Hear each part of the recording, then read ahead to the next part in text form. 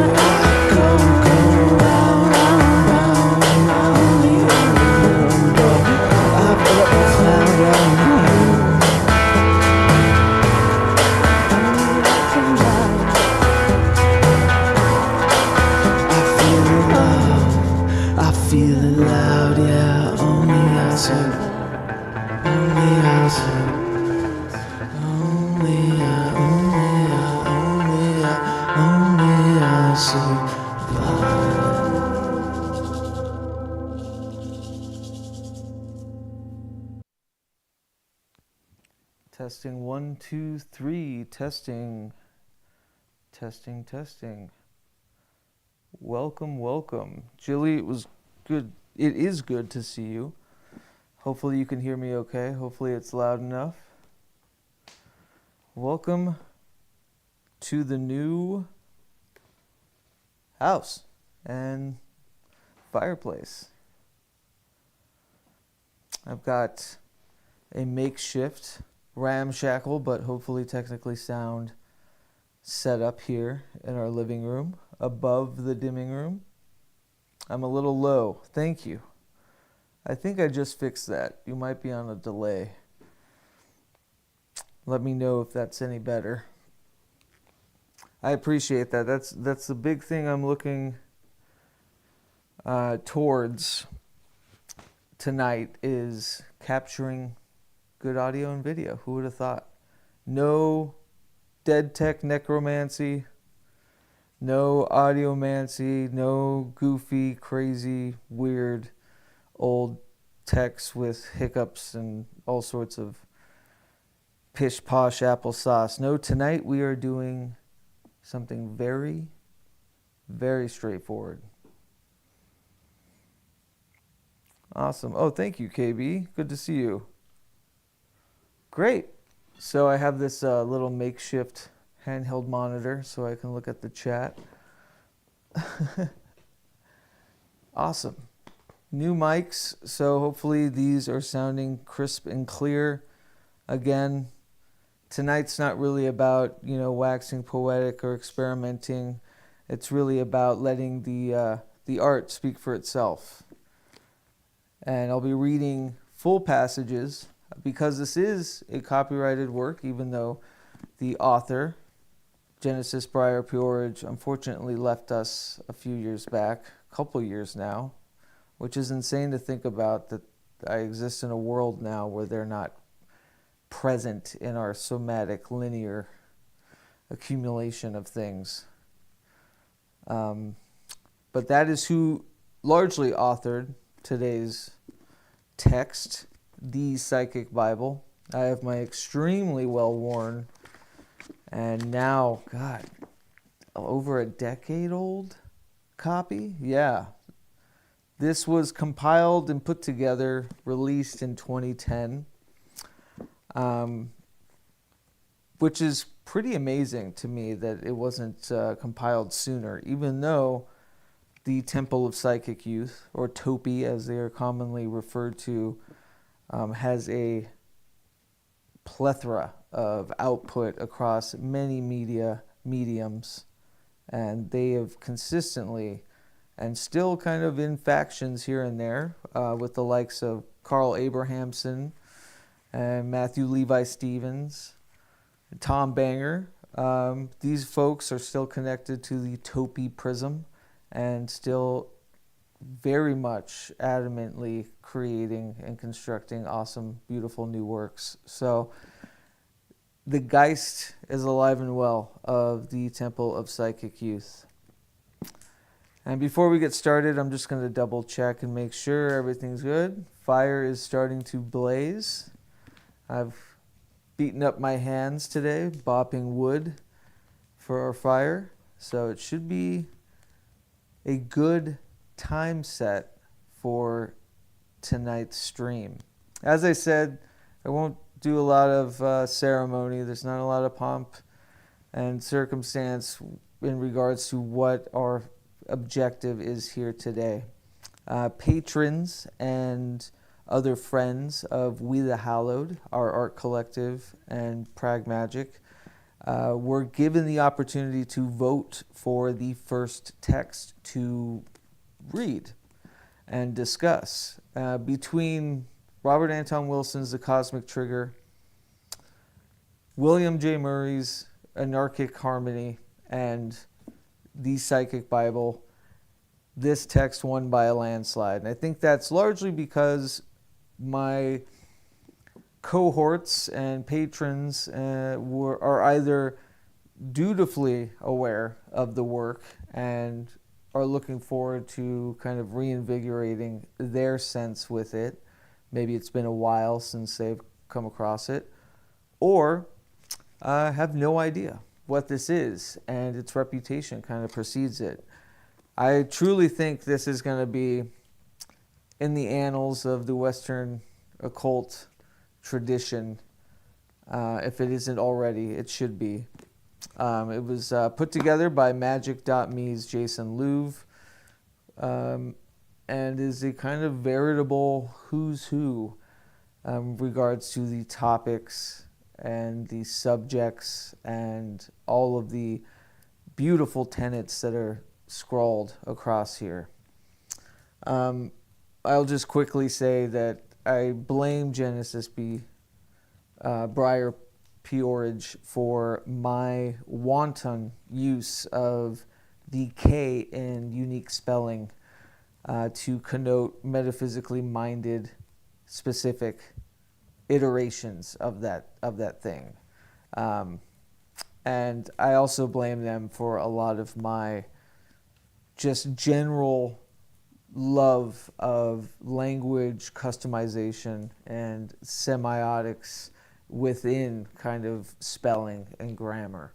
To wit, it might be an interesting predicament when reading this text aloud as you may not get the full breadth of what I'm reading, because you can't actually see how the spelling or the grammar or the iconoclastic punctuation is utilized within the text. So I urge everybody to not utilize this as the end-all be-all for your information regarding the Psychic Bible, and to actually seek it out, grab a copy, and imbibe yourself, because it is meant to be read. Like the letters, the situational geography of how the letters relate to each other, how they're intrinsically chosen, even though they might be a perverse formulation of what its original intention was, in regarding to like irregular spellings and all of that. All extremely intentional, and truly like a foundational aspect on a kind of magnetic magical system in spelling and in the English language that I currently use today, and have been going a bit apeshit, as it were, in regards to hauntomantik, which is my kind of deviation of an anarchic, artistic, magical practice. And really, just to kind of sum it up, the Psychic Bible is a good compendium of PRAGMAGICK's, metaphysical musings, but they really are them and Topi and that whole faction of related and courageous kind of artists and mages are brilliantly, they're just brilliant lumineers, and should be lauded as such. So I'm going to check the chat, make sure sound is coming out okay, make sure everything is all right, and I will read the introduction and the foreword, or foreword and introduction. I forget how they related or how it's laid out here. And then I will choose 1 to 2 full essays or chapters within the book, and read them full on without stopping. We will break after each chapter is done, or after each section is done, and we can do some light discussion. I'll save most of the discussion back and forth post-ramble for later, for towards the end, so that we can really focus on what resonates and what echoes from whatever I'm spilling out through my own unique drawl and filter. So let me just give one good last look. It's good to see everybody. Jilly again, happy birthday, KB. And yes, I am wearing my comfy turquoise flannel. So act as if we are but together in a cabin somewhere in the Pacific Northwest, reading transgressive magical literature to each other, but largely just me speaking at you, and I can't hear you.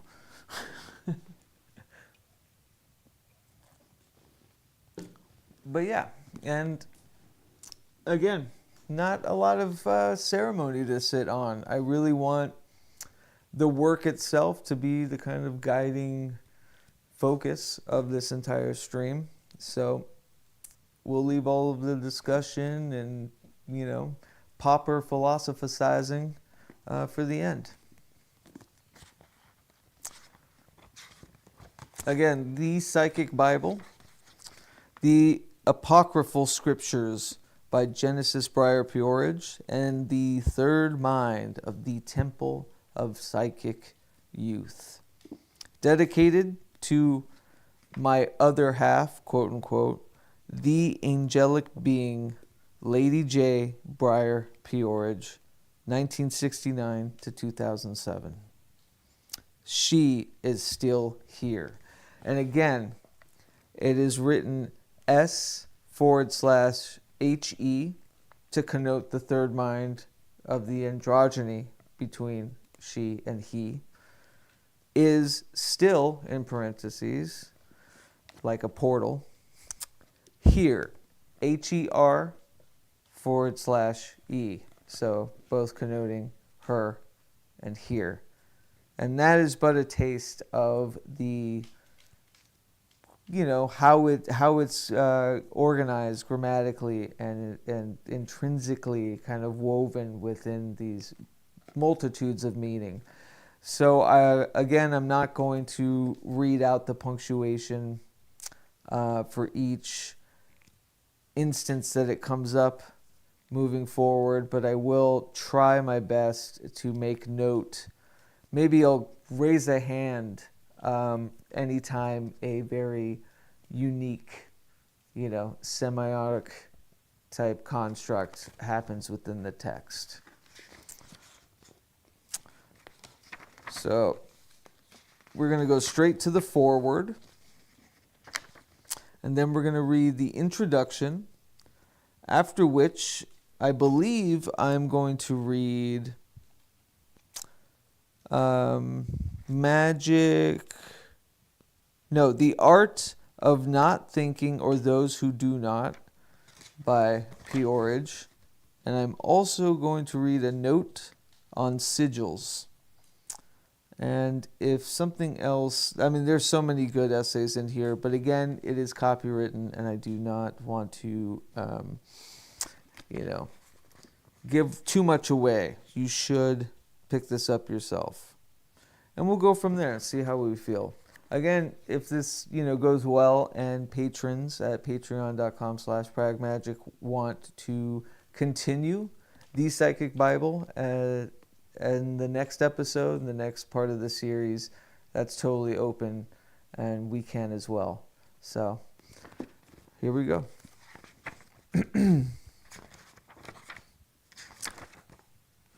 Let me get my throat wet.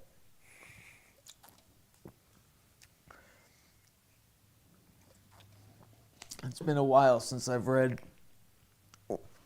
out loud.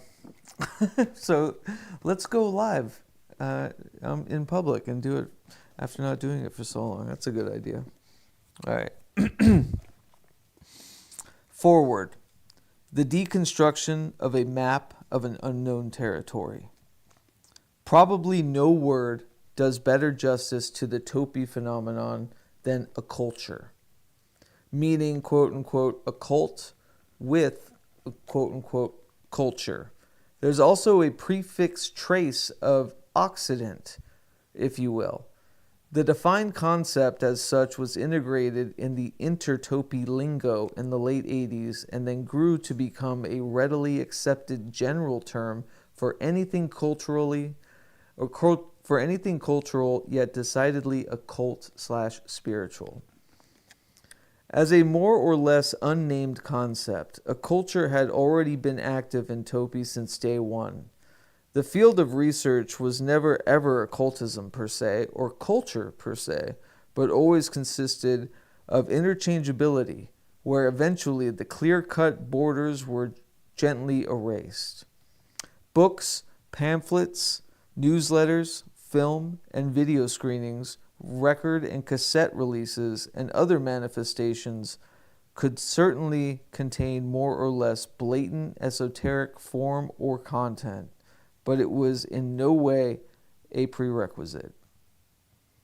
The literal meaning of quote-unquote occult, as in hidden, was given a wider perspective than the merely magical one. Hidden information, forgotten personalities, discarded thought forms, untrendy thinkers, eclectic evolutionaries, and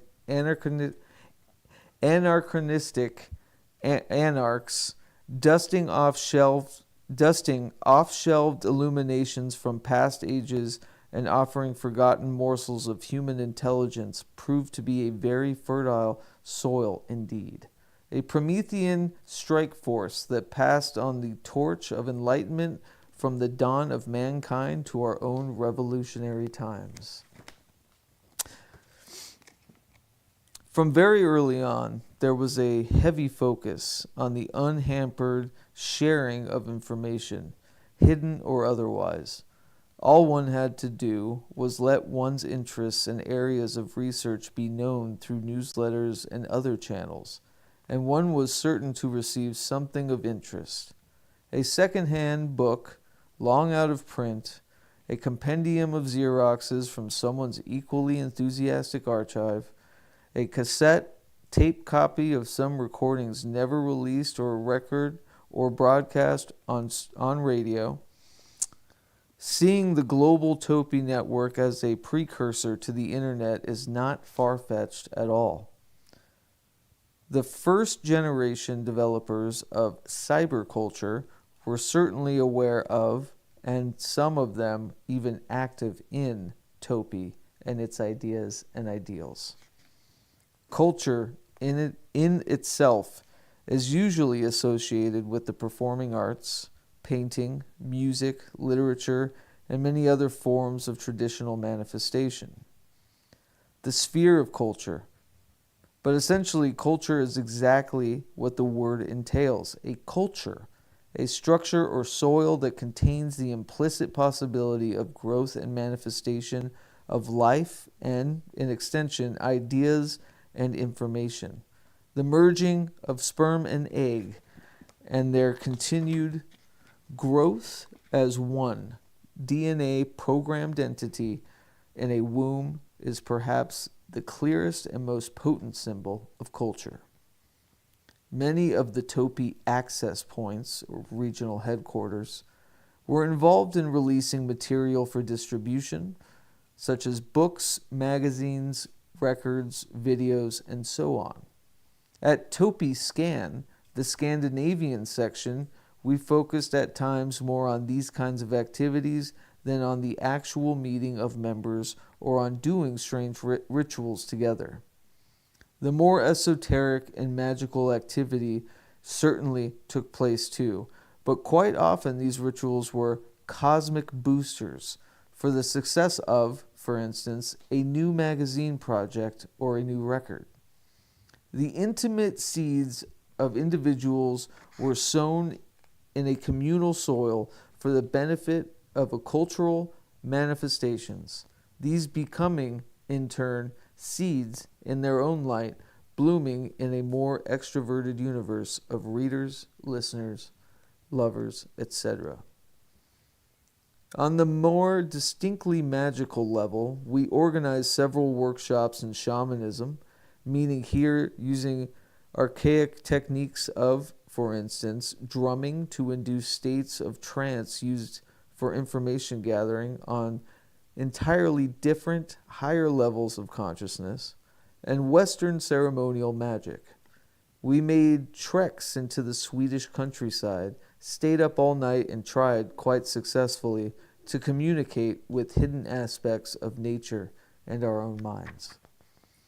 The rituals suggested in The Grey Book, the main Topi compendium dealing with magic and philosophy, and other key documents were often the starting point for members wanting to experiment with meditation, traditional methods of ceremonial magic, and one's own sexuality in a directed way. Rituals were by no means confined to the individual monthly sigilizing process, as recommended in The Grey Book, but would develop and grow in organic forms, either individually or with other members. The status of Eden for the actively sigilizing men and Kali, or Kali, for the women signified an even stronger internal bond. That is, if one wanted to.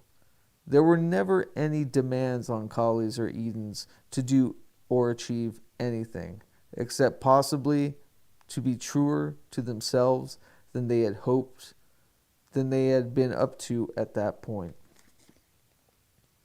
When the central Topi ritual consisted of, at least structurally, was that on the 23rd of each month, at 2300 hours, the dedicated adepts would perform a sigilizing ritual in and or on an artwork designed by themselves specifically for the desired goal. This piece of highly charged talismanic art was then sent to a Topi station, bigger and more administrative headquarters than the access points. The idea was to impose or inspire self-discipline and regularity, to unite with other adepts in time, to initiate personal empirical research about ritual magic, and, not forgetting, to honor the weird synchronistic concept of the number 23, as inherited from Topi mentors William S. Burroughs and Brian Geisen. The augmented level of 23 consecutive sent-in 23 sigils was reached by very few individuals connected to the Topi Europe.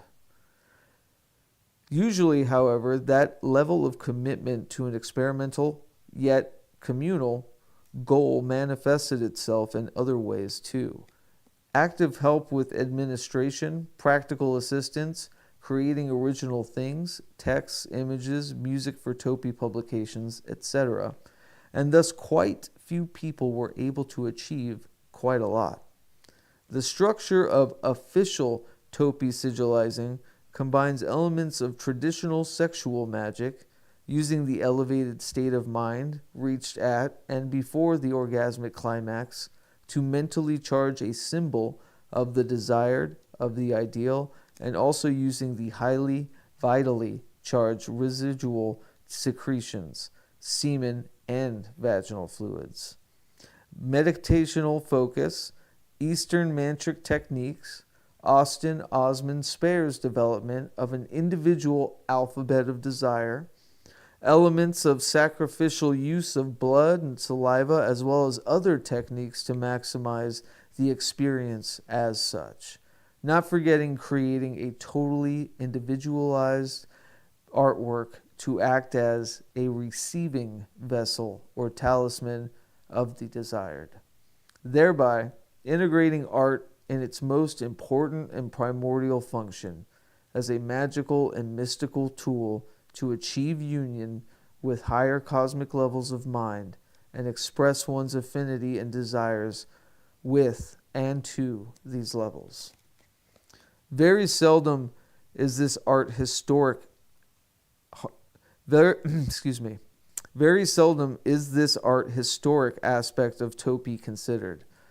The archival collection of contemporary talismanic art, ranging in styles from totally primitive abstractions to very refined draftsmanship over sexually explicit collages to mind-bending mixed media paintings and sculptures, is totally unique in every sense of the word. The term magical art is usually ascribed to totemic objects from Africa or other non-Western areas, and it's usually something having to do with the past. In the case of the Topi collection, all the gathered works are indeed contemporary/present, but all bordering on, at least in the very moment of creation, the future. Another highly interesting aspect of this art is that it is in many ways an anti-art.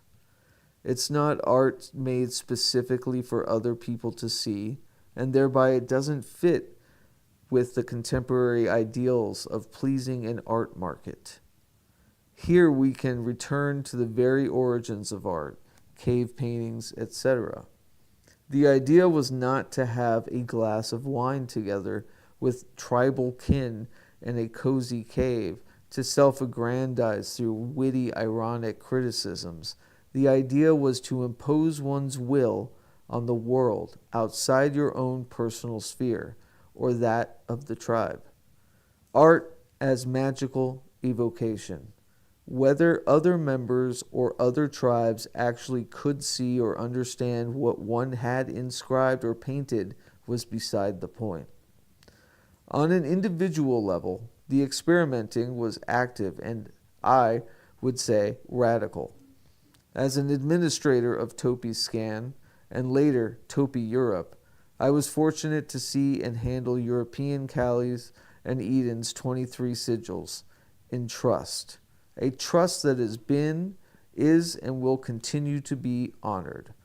I was also involved in a proto-creative dialogue with several members on magical results, effects, breakthroughs, ups and downs of various techniques, etc. Hearing what had worked for others, I empirically assembled and concocted my own grimoires and shared my findings with those who had been sharing in their turn. And a cultural topy concept in genuinely creative action. There were also magical workings created and performed together. During the international gatherings, so-called roto-rites, elaborate and ceremonial workings would be performed for goals that dealt with greater topy ideals and visions. At TopyScan and Topy Europe, we would not infrequently experiment with the sigilizing and other kinds of rituals together.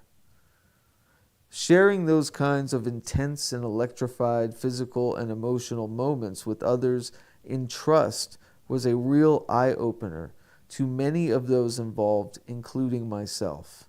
The creative framework of a uniting, crystal-clear goal and of experimental techniques that evoke a previously unfelt emotional charge in the ritual chamber can be quite an empowering setting to be in.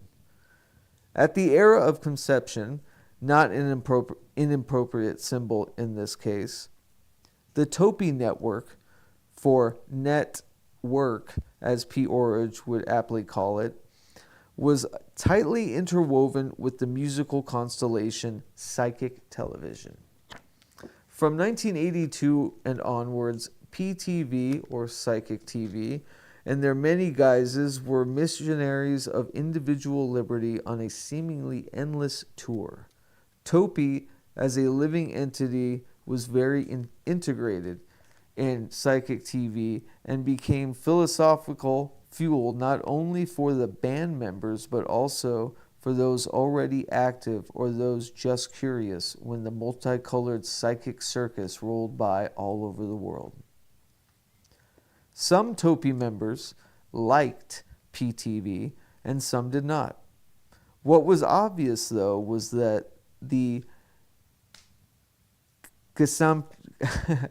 forgive my pronunciation, Gesamtkunstwerk, forgive me, Carl, Gesamtkunstwerk, again, forgive me on that one, Carl Abrahamson, aspect of what seemed to others to be just a weird band was an enormous source of inspiration for most of us. It was possible to do anything. Music was not confined to pop or noise or anything. Neither were the stage presentations, the performances, the artwork, or the records limited in any way. I'll come back to that word later and we'll figure out the pronunciation. Many of the young people involved in various phrases, let me get some, the Gesamtkunstwerk of it all threw me off. It's probably nowhere near the correct pronunciation of that. All right. Many of the young people involved in various phases of PTV grew up to be creative and successful artists in their own right. If there's something I think unites all of these people, it's an open-mindedness, a creative courage, and a spontaneity that in many regards have their origins in the uncompromising psychic television and Temple of Psychic Youth kaleidoscope. What constitutes the essence of all this?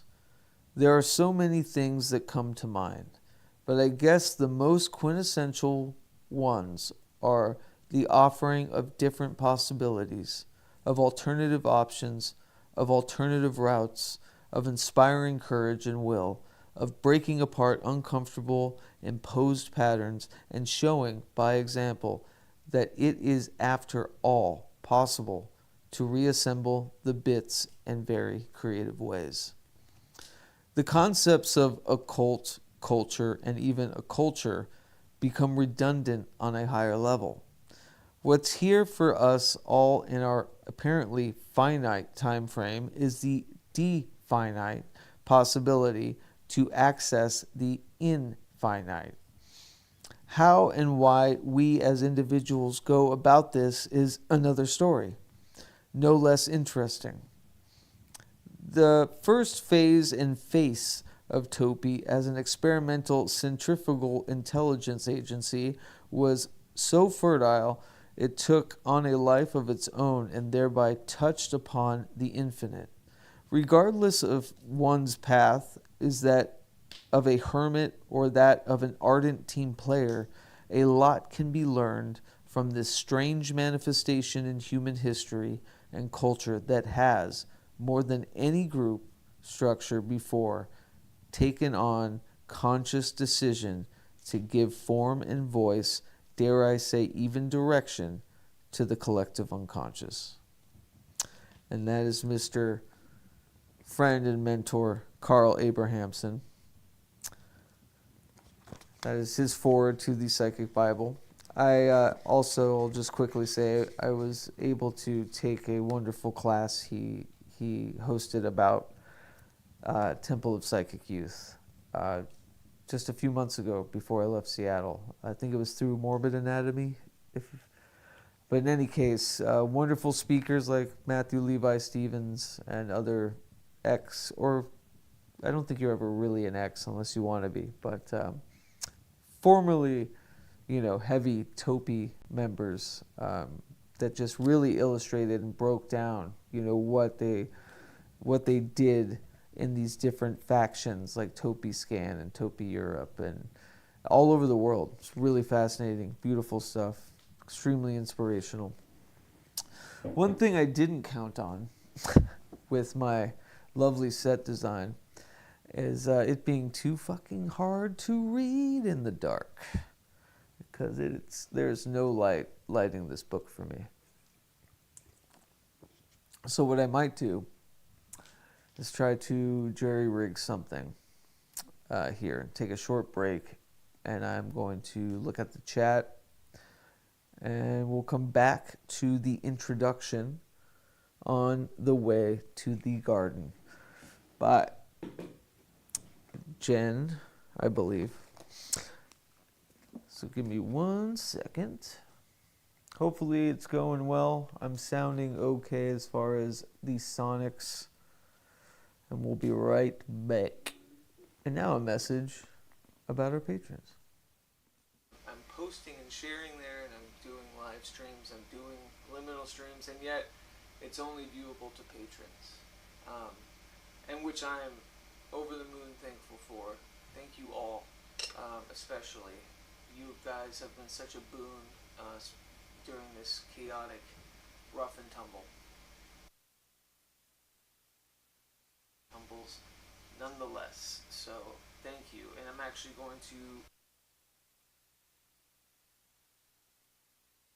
edit and tweak it and marry that with upcoming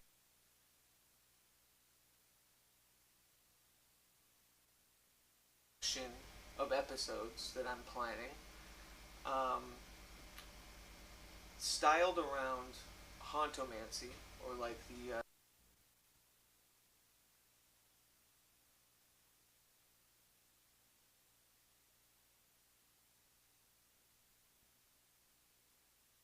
because yes, although this might be a rare public sighting of me, it is a precursor to a collection of episodes that I'm planning,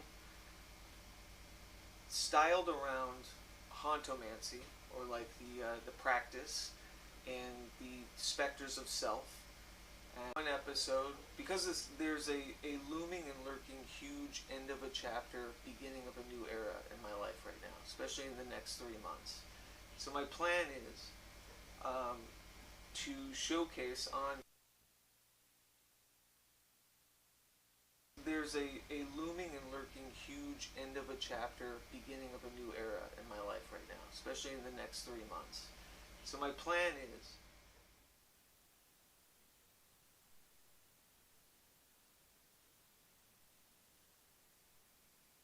Two. Sorry about that, folks. I'm hiding my phone flashlight. Hopefully that'll get us through. Synth, good to see you. Yes, I am reading selections from Thee PSYCHICK BIBLE again tonight. Not the full book. If this series goes well, because it also acts not only as a kind of revitalization and reintroduction to a lot of formative, magical and artistic texts of my own.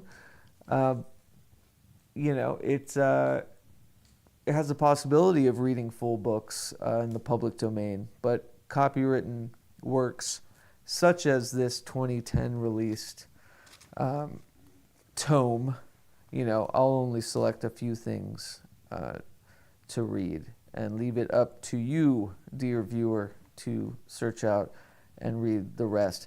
By the way, just reading this onto tape wouldn't do it its full justice because, again, semiotically, grammatically, there's a lot of symbology in the way that it's actually constructed on paper with its punctuation and sigilizing, if you will, even the English language and written, that reading it won't do it service, and I definitely don't want to read out the punctuation for fear of sounding insane.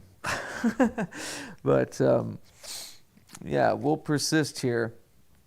So again, that was the foreword by good friend and mentor of sorts, not in the official manner, because you can actually, he does mentoring services. So if you're interested in that, seek him out. But his name is Carl Abrahamson. If you're familiar with PRAGMAGICK, you're certainly familiar with him.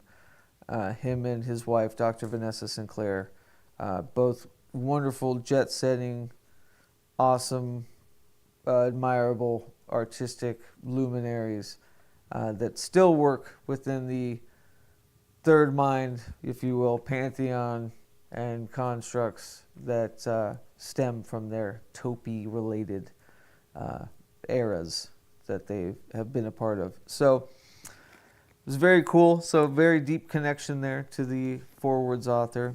Now we're moving on to the greater text, which again is kind of a compendium and a compilation of a lot of magical musings from Genesis Briar Peorage. And so we move on now to the introduction, or as it's subtitled, On the Way to the Garden. Let's get my light here. How's that? Does it look funny? No. All right. This could work. Yeah. All right. The psychic youth sits in a house of cards, reaches out. It is not hard. Only takes the will to do it. Only takes a small push to watch the house they have built for you collapse.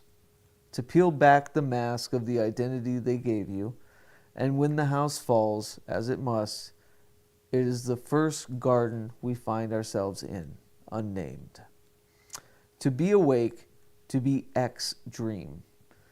These are the apocryphal scriptures of Genesis Briar Peorage and the Temple of Psychic Youth, a representation of an 11-year experiment, 1981 to 1992, that will be remembered as a crucial period in the development of both the rough beast that is magic and of anarchic and artistic responses to the ever-marching and ever-homogenizing process of globalization.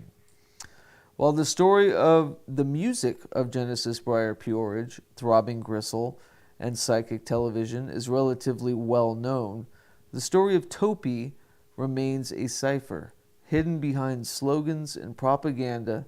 The activities of the temple outside of the memories of those who were there and participated have been obfuscated, and quite intentionally so. Buried like the Dead Sea Scrolls, or perhaps, as William S. Burroughs once wished for, some particularly vile and volatile explosive fragments of his own cut-up writing, wrapped in lead and sunk to the bottom of the ocean, leaving a blank spot in the history of the progression of both modern occulture, a term that the temple coined, and modern culture itself.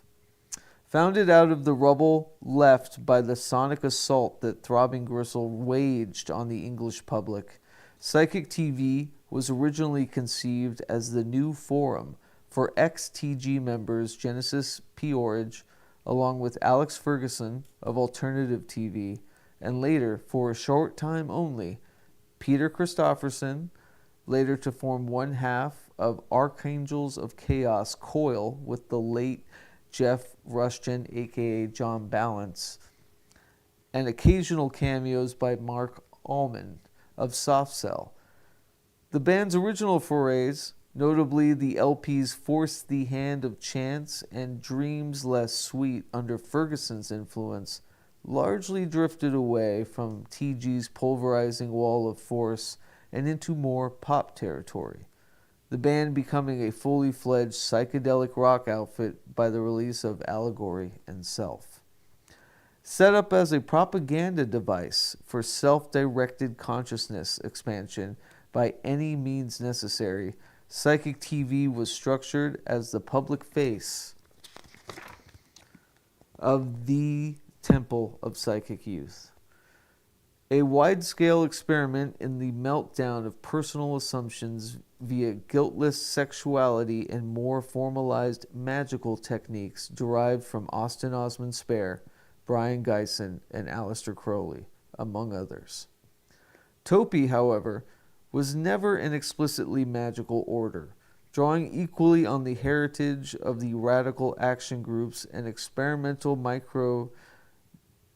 micro-societies of the 1960s, such as the Exploding Galaxy group that Genesis had worked with in London, the Diggers of Haight-Ashbury, or the Coombe Transmissions, performance art collective that Genesis founded in 1969 after a series of flicker-induced visions and voices, later joined by Peter Christopherson and Cozy Fanny Tootie, before creating Throbbing Gristle with Chris Carter.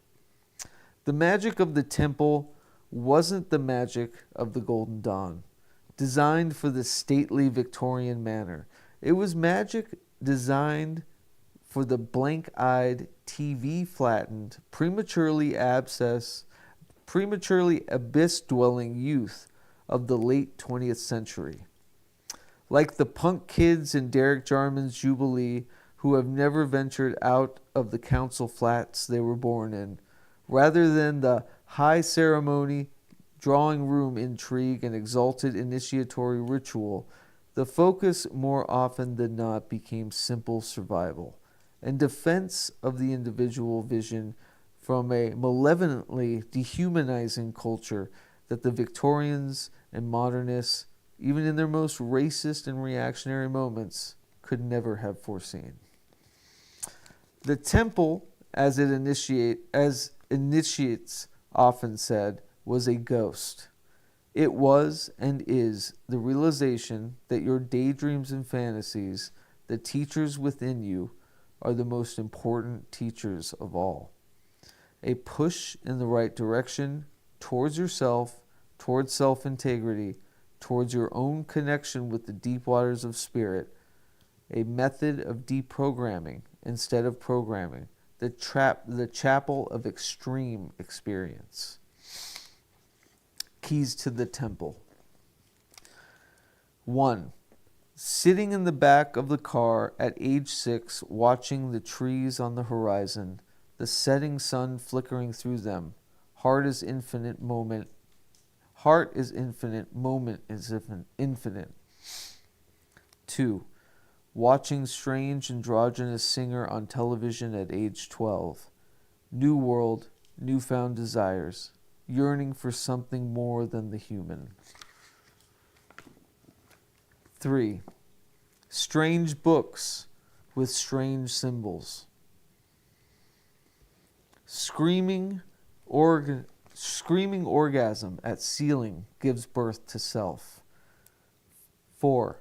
First trip with friends in the woods. Sudden sense of understanding felt in the body. This is paganism, to find the gods within oneself. 5. What do you want to do with your life? Topi were the direct inheritors of a century's worth of occult and countercultural science, and then some. A crust-punk laboratory where radical, and in many cases, previously forgotten ideas were synthesized into a way of life. The cut-up method of William S. Burroughs and Brian Geisen and Ian Somerville's Dream Machine, Austin Spare's Sigil method, sexual magic in the vein of Aleister Crowley and Pascal Beverly Randolph, the otherworldly and psychedelic explorations of John Dee, Timothy Leary, and John C. Lilly, Count Alfred Gorzebinski's General Semantics, and the physical and sexual deconditioning of Wilhelm Reich, among many, many other avenues of theory and practice. Over a drink in a pub on Museum Street in London, where Crowley and Spare once whiled away lost evenings, Phil Hine, the tantric scholar and author of many of the primary texts on chaos magic, a school of progressive occult thought that ran largely parallel in timeline and geographical center of development, and often intertwined with the efforts of Topi, related a particularly telling story to me. Speaking in very admiring tones of the temple, and stating that, in his belief, they have still yet to be surpassed for their revolutionary approach to magic. He recounted the tale of a very serious Thelemic symposium held somewhere in the Midlands, in which a very serious discussion on the theory and practice of Crowleyan sex magic was enjoined by a few Topi initiates, who, in the name of freedom of information, displayed a videotape of a Topi sex magic action only to have the ever so transgressive crowd descend into nervous, schoolboyish giggling fits. The world of magic is, 9 times out of 10, a world where people can hide their deep-set insecurity and personal damage behind illusion. Constructed identities and claims to privileged knowledge, power, or spiritual status. A gaudy carnival magic show, conducted with props that have long since begun to disintegrate with age, that seems to function only to distract people from the real magic that is occurring all around them, in every facet of their lives, every day of their lives. While the rituals and magical techniques of the temple seem overtly simplistic in comparison with the loftier Kabbalahs, tables of correspondences, and secret formulae of high magic, they have one thing which high magic quite often forgets: a concrete function.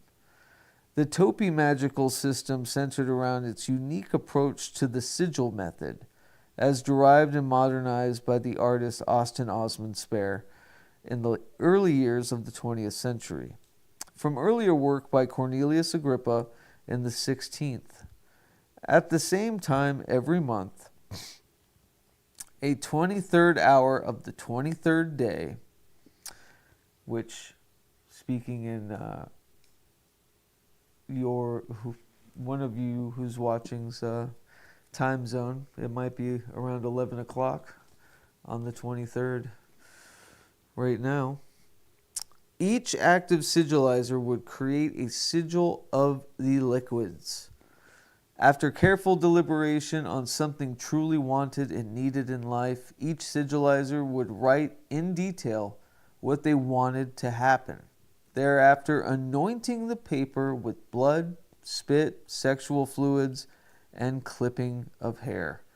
After drying, this would be placed in an envelope and mailed to Topi World Headquarters, where it would be filed away anonymously under each sigilizer's identity number within the temple. These archives remain undisturbed at an undisclosed location somewhere in the world. Each sigilizer aimed to gain control over the only thing over which control is truly possible, oneself.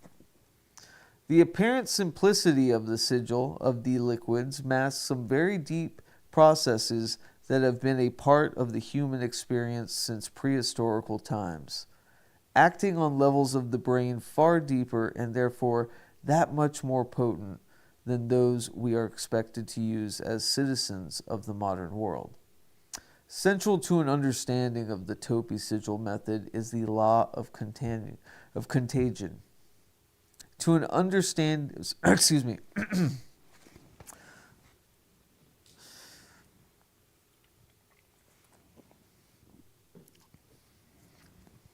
I'm wrestling with this phone light. I don't want to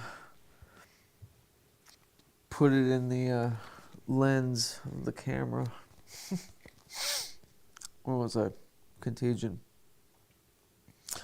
Central to an understanding of the Thee sigil method is the law of contagion as observed by Sir James Frazer in The Golden Bow. The assumption, common among most primitive peoples, that a fragment or splinter, as PRAGMAGICK says, of something can be used as a magical link to affect its source. Instead of using bits of hair, blood, or fingernail to curse or cast love spells on others, the standard, vulgar view of what magic is, initiates of the temple used to link themselves to affect their own destinies. DNA forms the best magical link possible to one's own self, a perfect holographic splinter containing everything necessary to create yourself anew. Another 23 in DNA.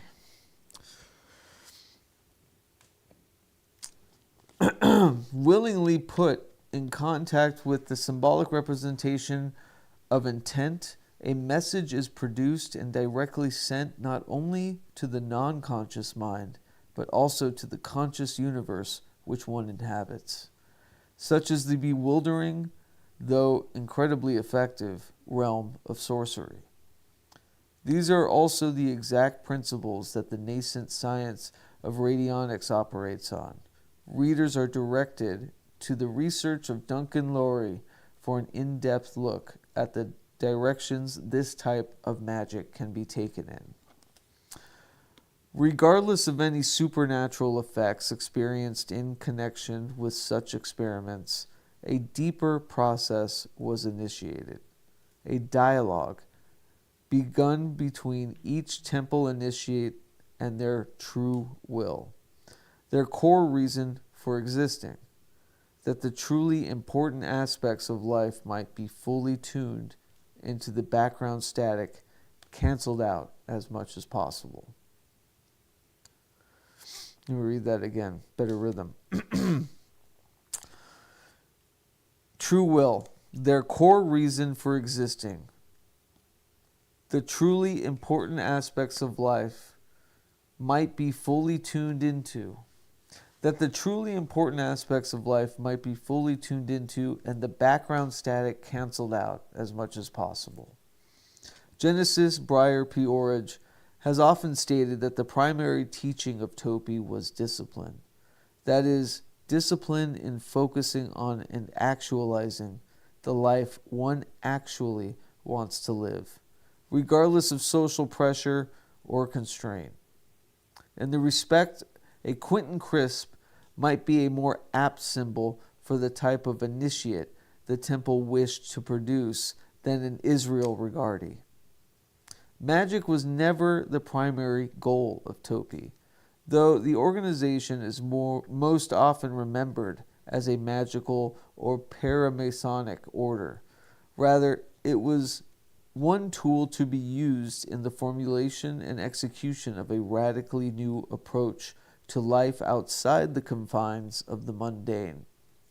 Though, if it's magic you want, then backwards, sideways, crossways, and loopwise secrets of magic are manifested through this text, mirroring the potential of magic to each through time, as if time were a single fluid object to make its point known.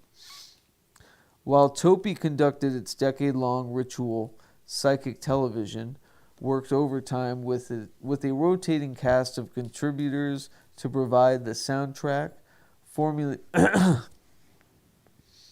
more water. Double check on. Am I still sounding okay? Hey, 11:50 on the East Coast. What do you know? This right in here is an initiatory rite into the Temple of Psychic Youth, 23rd hour on the 23rd day. Talk about synchronicity. Almost as if it was ordained, dispatched by the hands of God. While Topi conducted its decade-long ritual, Psychic Television worked overtime with the rotating cast of contributors to provide the soundtrack, forming part of an incredibly fertile, if often disjointed, period in the evolution of the industrial genre that Throbbing Gristle had spawned. While Coil, Current 93, and Nurse with Wound spent most of the 1980s delving directly into the darkest and most unsavory facets of Throbbing Gristle's legacy, Psychic TV, thanks in large part to regular consumption of MDMA, moved from an early focus on tribal, wolfpack-style declarations of war on man's sleepwalking state and into a fully psychedelic, or rather hyperdelic, Merry Prankster-esque cheerleader squad for sex, drugs, and magic. When PTV toured America in the late 80s, they brought along a tour bus painted in full hyperdelic drag, on the front of which they painted even further, slyly upping the ante on the original Merry Prankster's acid test bus. Following near breakthrough to major chart success with Godstar, a hymn to the late Rolling Stone Brian Jones, Psychic TV and Topi became early adopters and proselytizers of the English rave scene. Genesis Breyer P. is credited with popularizing the phrase acid house after a particularly fortuitous record shopping trip in Detroit. By 1988, the role of Genesis primary collaborator had rotated from Alex Ferguson to electronics guru Fred Gianelli, a collaboration which led to a Psychic TV's Jack the Tab techno acid beat and the near masterpiece Towards the Infinite Beat, a haunting, very personal album centered around passionate diatribes against mankind's innate need for warfare. Horror House and Jigsaw, later to be revisited in live sets on the eves of both wars and the Persian Gulf. And elegies for Brian Geisen, Bliss, and Ian Curtis of Joy Division, who was slotted to become a full member of Psychic TV at the time of his suicide in 1980. I See Water. The entire lyric of Jigsaw was a combination of a backwards, a forwards, and a combination of backwards, forwards, and whispered vocals using writings from various Processian publications. Bliss, in contrast, mixed Scientology speak with the music of Jajuka. Acid House was the apex of Topi's efforts, a wide-scale scene which allowed for the type of ecstatic, transcendental, and magical bliss that Brian Geisen had found in Morocco and the panpipes of the master musicians of Jajuka, and introduced to Brian Jones shortly before his untimely demise. Consider the 20-year arc between the release of Brian Jones Presents the Pipes of Pan at Jajuka in 1968 and the explosion of the Acid House scene in 1988. Bashir Attar, the most recent master musician, lived with Genesis and Lady J for a year, collaborating with The Majesty and other projects. Music is the most effective medium extant for the communication of emotion, and the deepest expression of the essence of culture. Manipulation or outright destruction of a culture's music has, therefore, been one of the primary strategies of imperial domination. Western music has at times been particularly concerned with the nullification of anything unstructured, sexually open, savage, uncivilized, or otherwise concerned with the joy of life, or which speaks to the old parts of the brain. Genesis Briar P. Orridge's mentor, Brian Geisen, confronted the horror of Western cultural and ontological hegemony when a friend visiting him in Morocco tuned a radio to a classical station, tellingly snapped at him to shut it off immediately, shouting that it was too white. While involved in the Coombe Transmissions performance art collective and the mail art scene of the early 1970s, P. Orridge created collages with the phrase "E hate Stockhausen" repeated over and over. The mission statement of Throbbing Gristle was to create anti-Muzak and disrupt the control frequencies of civilization by any means necessary. The lessons of TG were reincorporated within Psychic TV and increasingly oriented towards producing transcendental bliss. The master musicians of Jajuka provided a template, but it wasn't until 1988 that the stars aligned for Pan, god of panic, to sound his cry across the world. The initiates of the Temple of Psychic Youth, weaned on Jajuka and the Dream Machine, had already habituated themselves to the states of mind that would be produced en masse by Acid House. Ecstasy and computer-generated rave visuals became the vanguard of this new eruption of delirium. Hence would Boujalud, Pan, Baphomet be shepherded into public view yet again, and the mask of control slip just slightly for a brief few years, for a whole generation. By the time the Criminal Justice Bill was passed in the UK, effectively outlawing raves, the man behind the curtain had already been revealed. Control sliced up as if Burroughs expertly targeted scissors. Had already been revealed. Control sliced up as if by Burroughs' expertly targeted scissors. Throughout its 11-year lifespan, Topi aimed to transgress against church, state, the nuclear family, and reality itself.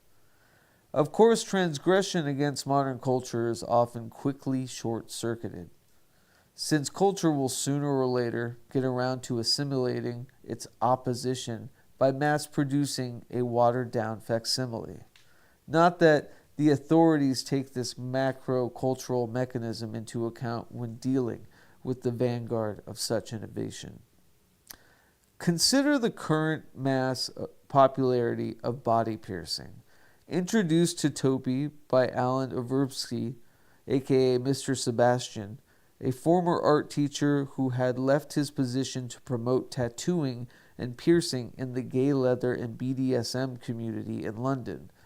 That was one of many phenomena that Topi culturally engineered the wider acceptance of. That was one of many phenomena that Topi culturally engineered the wider acceptance of. Body piercing is now an adolescent mandate. Yet in 1987, Mr. Sebastian, who provided the vocals on A Message from the Temple, a track on Force the Hand of Chance, was the initial open call to affiliation with the temple. He was arrested in the UK government raid known as Project Spanner, along with 15 other men from the BDSM community. He was subsequently charged with assault and actual bodily harm for consensually piercing a man's penis, as well as using anesthetic without a license and sending obscene material, piercing photos, through the mail. This is now a service that is available at relatively low cost in almost every metropolitan area in the Western world. In 1987, though, Mr. Sebastian was considered a threat to society and was sentenced to 15 years, later suspended to 2 years. His profession and life were destroyed. He died brokenhearted in 1996. Operation Spanner was only one tragedy of many in a very bleak English political climate. Wars of imperial futility in the Falklands and Libya, nuclear gridlock, proposed concentration camps for AIDS patients, crackdowns on alternative cultures of all shapes and sizes, constant bloodshed over Ireland, environmental degradation, economic hell, America with the resurgence of the religious right, secret wars, CIA-supported dictators, socially engineered crack panic, and mutually assured destruction was hardly better. The 80s cower before me and are abased, Aleister Crowley prophesied in the Book of the Law, speaking for the Egyptian warrior god Ra-Hur-Kuit. I've said that name a million times. It's hard right now. Oh, I gotta tend to the fire.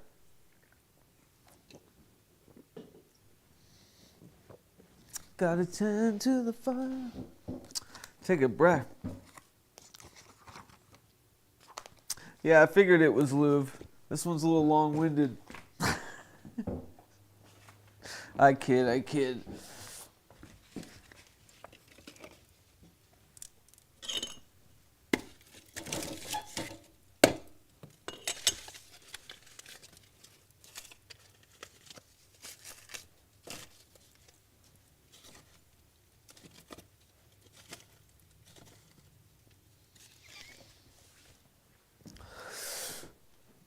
I might have overestimated my stamina for consistent oration. Let me check. How's it going in Chatland if you guys are still watching? Anything pop out to you regarding the subject matter? Jilly Bean says, wow, it's scary to walk down memory lane. Philip Blair, I don't think our innate need for warfare as such necessarily needs to manifest in actual war. The inner struggle can be waged with the same camaraderie as militarism, but for good. I agree. I agree to that, Philip. That's well said. Excuse me. I mean, got a couple pages left of the introduction by Jason Louvre here. And then what I'll do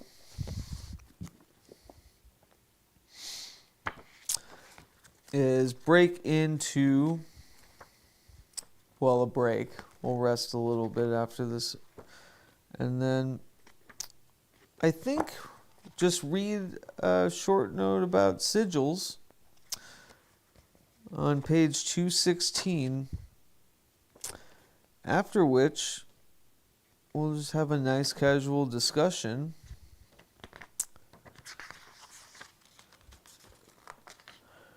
And we can move on with our lovely holiday break. Thank you all for joining me. Yeah, also the artwork that's in here that's, beautifully peppered in photography, mixed media, all of that is definitely worth the price of admission. It's a wonderfully edited and, edited and compiled work, and Jason Louvre should commend himself for helping usher this work into existence with Feral House, Adam Parfrey, who recently just left us as well, the publisher at Feral House Press.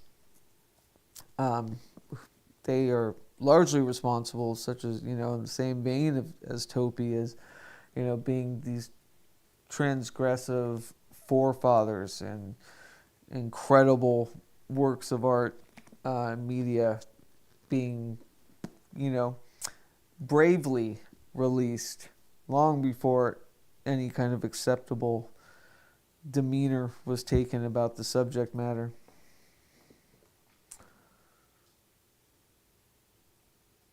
Yeah, 10 to the fire, very Yuletide, yeah. Jilly says, that line, what do you want to do with your life, hit hard, yeah. Yeah, that final bullet point in that rundown. What do you want to do with your life, yeah. My hope is that your answer is a run-on sentence that doesn't end. So let's get back here. Of course, I lost my page.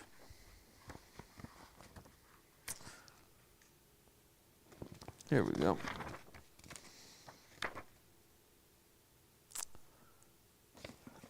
So I read Operation Spanner. I think we're on Miss Thatcher. Oh, Margaret Thatcher, the Iron Lady. Let's see what she's doing here. If, as Miss Thatcher, as Mrs. Thatcher famously quipped to Woman's Own magazine, there is no such thing as society. I almost want to say it. There is no such thing as society. Then the temple sought to prove her wrong, ex nihilo, both in the UK and abroad. The tribal mindset present in both punk and later rave was refined in Topi's occultural laboratory, providing, for better or worse, a sense of family, belonging, commitment, and self-expression where previously there had been none. Along with direct predecessors Aleister Crowley and Timothy Leary, Genesis Briar Peorage ranks as one of magic's greatest propagandists, which he has been alternately defied and reviled for, much as Crowley and Leary were. The British authorities and tabloid press were not the only forces of which Genesis and Topi had to contend. Another was the occult establishment. It's still here. Or rather, the Museum of Magic, as Genesis calls them, who were hardly pleased with the mainstreaming of what was previously considered dangerous, or certainly privileged, information. The Ordo Templi Orientis, or OTO, a Masonic body founded in Germany in the late 19th century and later captained and reformulated by Aleister Crowley in the early 20th, can be considered the clearest precedent of Topi, a secret society created as an access point into the world of magic. Neither the OTO nor Topi were reaching orders, existing instead to foster socialization around occult ideas, halfway points for those interested in the hidden undercurrents of reality, training wheels that, when eventually discarded, would lead the individual either towards more abuse, or towards more abstruse orders of robed ritualists, or, preferably, onto their own 2 feet and their own personal apotheosis. Such organizations have been a running theme in Western history. As one slides into internal fighting and decay, another rises to take its place. Genesis has often related to me that during Topi's heyday, Hymenius Beta, then and current outer head of the Caliphate OTO, felt that Topi was truly representing and doing the work of the active current that the OTO had minded in the early half of the century. Whereas his current job as head of the OTO was more akin to that of a museum curator. The story of Topi's last days is, of course, central to the myth it has left. By the early 1990s, the group had grown to a strength of nearly 10,000 connected, if not necessarily active, individuals across the globe. Shazam. And we're back with the fire. In February 1992, Genesis Breyer Peorage was notified by telegram. The Peorage family were in Kathmandu, Nepal at the time, using their PTV income and donations from the wider Topi network to feed enclosed Tibetan refugees, beggars, and lepers, sometimes as many as 300 daily, that his home and Topi station had been raided by Scotland Yard in connection with a trumped-up satanic abuse charge. On the back of an old psychic TV video done years earlier by Derek Jarman for Channel 4, ironically the same channel now alleging the abuse, Peorage and Topi were accused of chaining women in the basement of the house in Brighton, impregnating the women, aborting the fetuses, and then forcing them to eat the remains. This is ironic for two reasons. The first, that the same story has been regularly used since the 4th century to smash pagan groups. Since Epiphanius and Salamis accused the Borborite Gnostic sect of the same crime. The second being that Peorages didn't even have a basement. After choosing exile in California instead of returning to England, where the public was already crying for blood from the scapegoat of the weak, Jen had made the decision to dissolve Topi, issuing a final publication, The Green Book, reprinted for the first time in this book, and a postcard reading simply, "Changed priorities ahead." It had become obvious that Topi's moment was over, that the mission, which had only ever meant as a temporary experiment, was over. It had only been here to go, though some splinter groups remained and remain intact, continuing the use of the Topi name and logo. The current moved on, leaving what amount to more displays in the Museum of Magic. As Topi was ending, a new world of digital media and cyberculture was being born, one that Topi had acted as a midwife for. The ritual now complete, the temple was banished. While psychic TV dissolved along with Topi in the early 90s, it would go on to reincarnate for the Larry Thrasher-produced Trip Reset, and later in its current touring lineup as PTV3. Again, this is back in 2010 or so. Baba Larji also features in the expanded poetry project co-founded with Brian Dahl, The Majesty. 15 years on, we are left with an occult landscape that has been given its shape and direction by the temple. Whether it is publicly acknowledged or not, the vital current, of course, has mutated and evolved once again, not into a physical order this time, but into dispersal across the World Wide Web and mass publishing. While this provides for an incredibly unique period of open access to occult information, one can hardly help but long for the immediacy and community of a physical network in contrast to the endless flame wars, constant degradation of information quality, and terminal loss of context that are the internet's stock in trade. The Topi years represented a period in which magic was in which magic was resituated in its natural context as a survival mechanism in the urban blight of modern civilization, just as it was in the dark forests of pre-civilization. Though there may be nothing here now, sorry, it's hard to see without the light. Though there may be nothing here now but the recordings are here for all to see, to learn from, to improve upon. This is one story of the temple in one world, in one place and time. The names and the details change each time it recreates itself anew. It learns its processes, it incorporates and evolves, thickens its own plot. My story is there for all to read, etched in the genetic spirals along its supporting columns. Yours is too. Remember this. Remember Earth from space. Sun goes around as we breathe as one. Human totality breathes in, breathes out.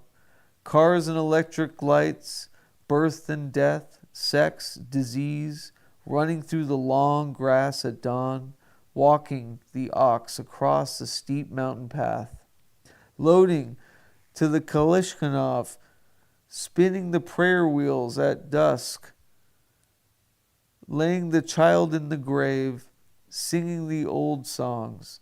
Listen to the sound of our breath from space, a secret name of the divine, the name of a ritual in which we must all take part, a temple space in which we are all assigned office, the office which you remember when you are. The temple is eternal, shimmering on the horizon. It is a ghost.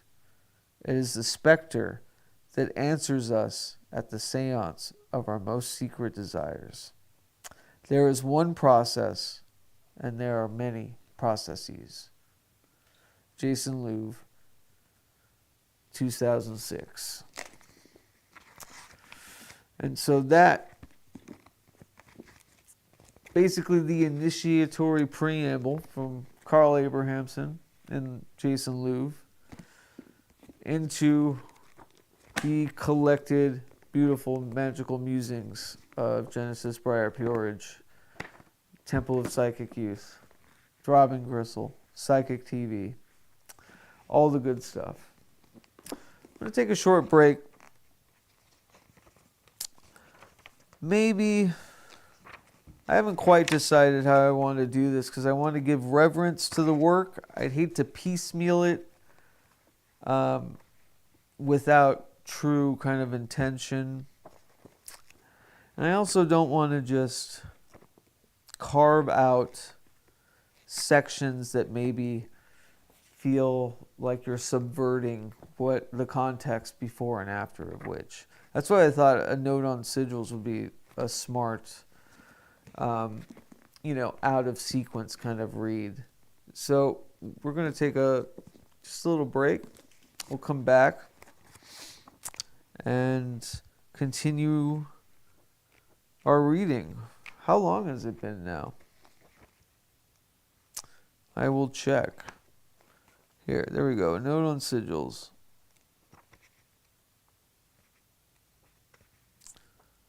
Let's see. Not too bad. I think we can pull this off. Come back and read this after I use the restroom, get some water. Let me check the chat real quick. All right. When I heard Scientology, I was like, no, says Jelly Beans. For some reason, this part had me reflect on how long it's been that I have known you, Keats.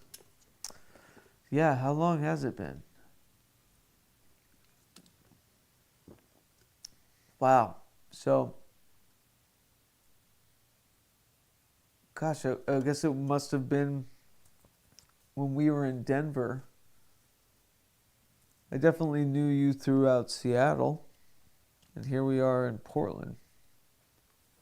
There's a big recursive cyclical resonance about Portland for so many reasons, but largely too, I've noticed within PRAGMAGICK, you know, its birth, and We the Hollowed, and you know, what Louv was talking about, you know, missing that kind of somatic intensity, the immediacy of you know, in-person communities and whatnot. And I mean, that's what We the Hollowed was. And then through COVID and travel and all of that, we got really situated and comfortable, even open and able to be international because of the no boundaries that the internet, you know, provides.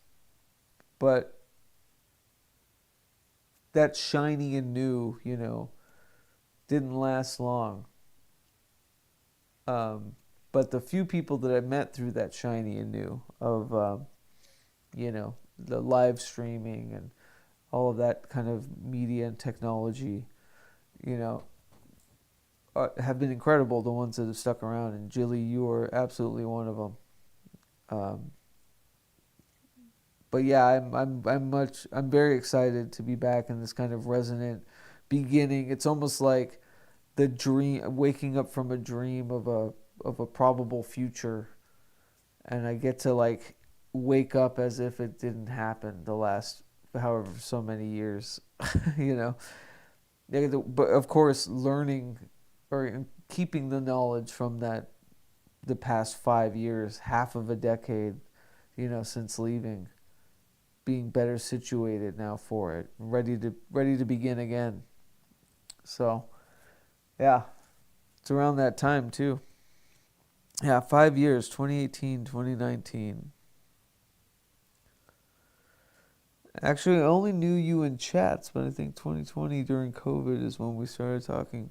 Yeah.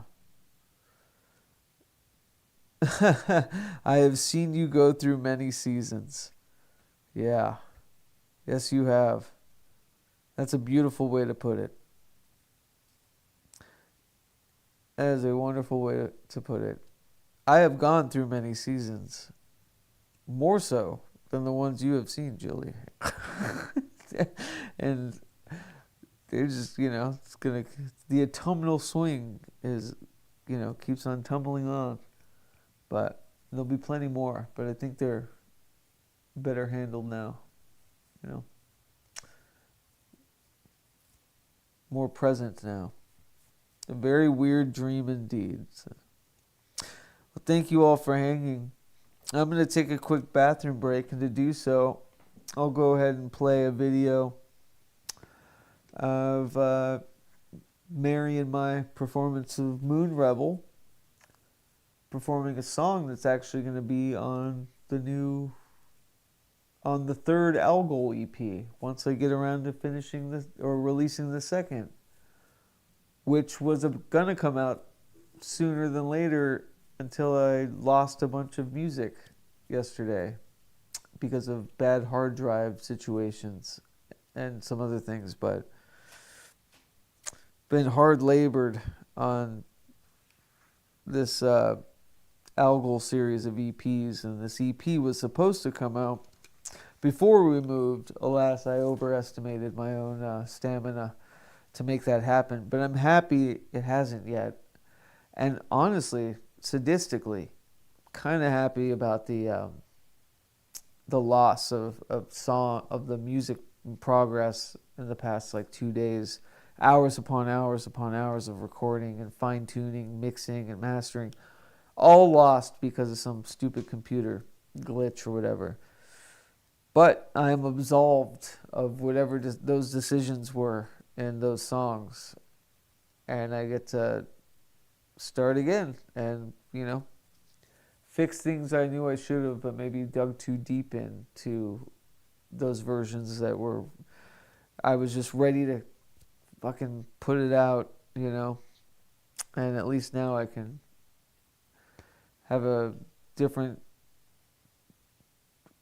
specter of it kind of manifest. Already, in the same day I released on Patreon a really long labored version of a song that I was like, okay, this is it. This is kind of its final form. There's still some more to do with it, but, you know, I think we're here. I'm feeling really good about how this is ending up.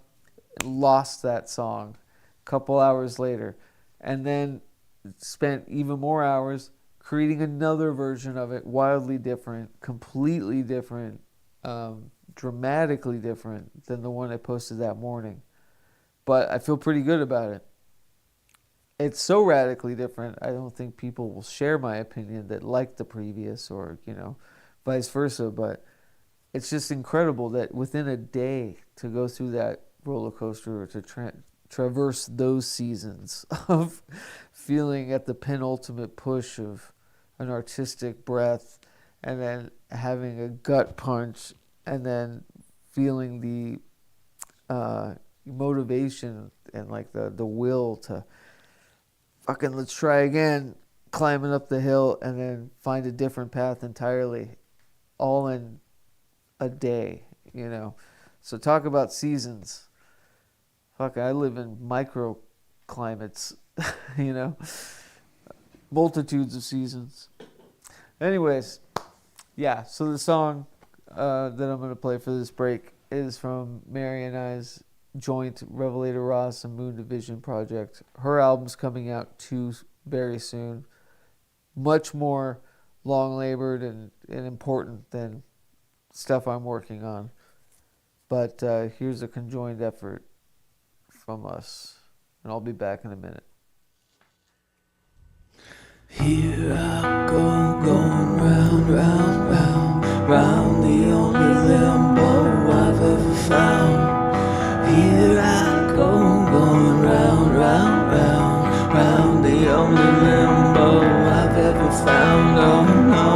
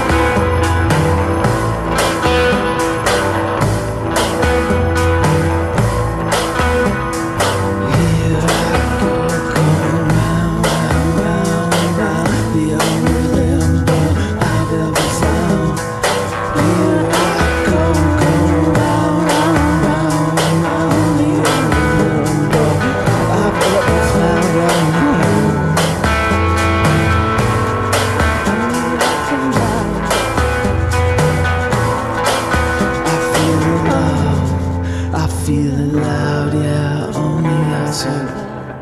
Only answer. Only All right. Thank you for that little throat break. Just chugged a bunch of water. It's the issue with dry mouth. An orator's worst ailment. So I figured, again, this is copywritten material. If this was a public domain book or a friend's book or something of which, copyright isn't an issue, then I would read. I am planning on reading full texts. Eric Millar's works, my works even, there's also manual episodes of reading full text, but I want to get back into this kind of consistent, something easily kind of punched into the stratosphere that not only helps, or services kind of the missing vectors of my own magical, artistic, whatever. A lot of that has been being so far up my own ass with my own creations and creative pursuits that it's really nice to go back to the foundational works that, I read.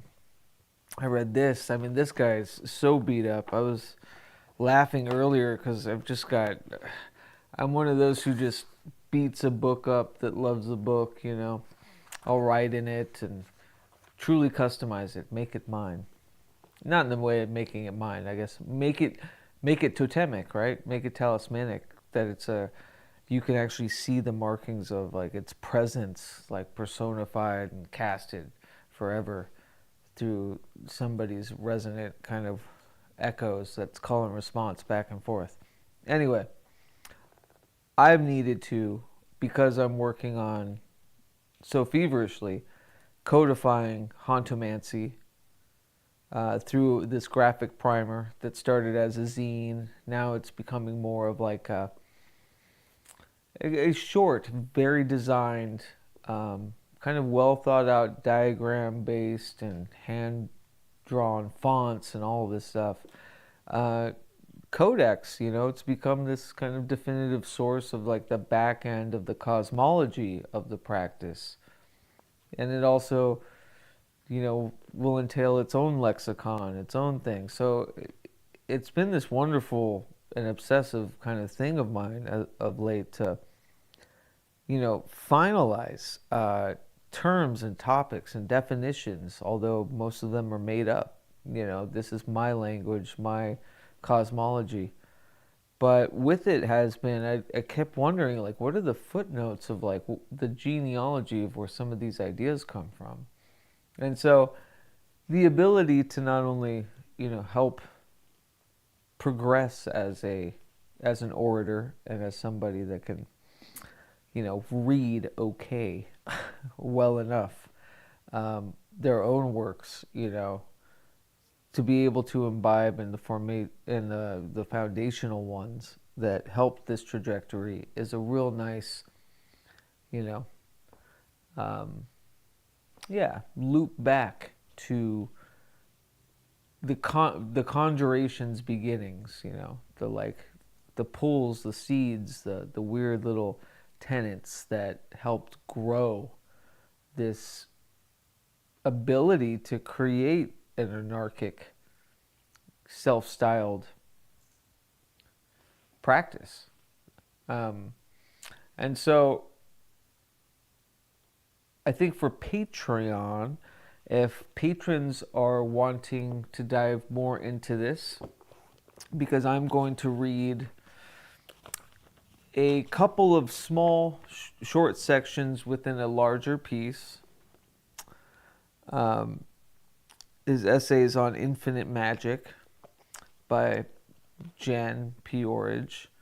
I'm just going to read some sections I think that are finite enough in their kind of resonance that they don't need to be contextually skewed towards its sequence within the work, but also to leave a lot up for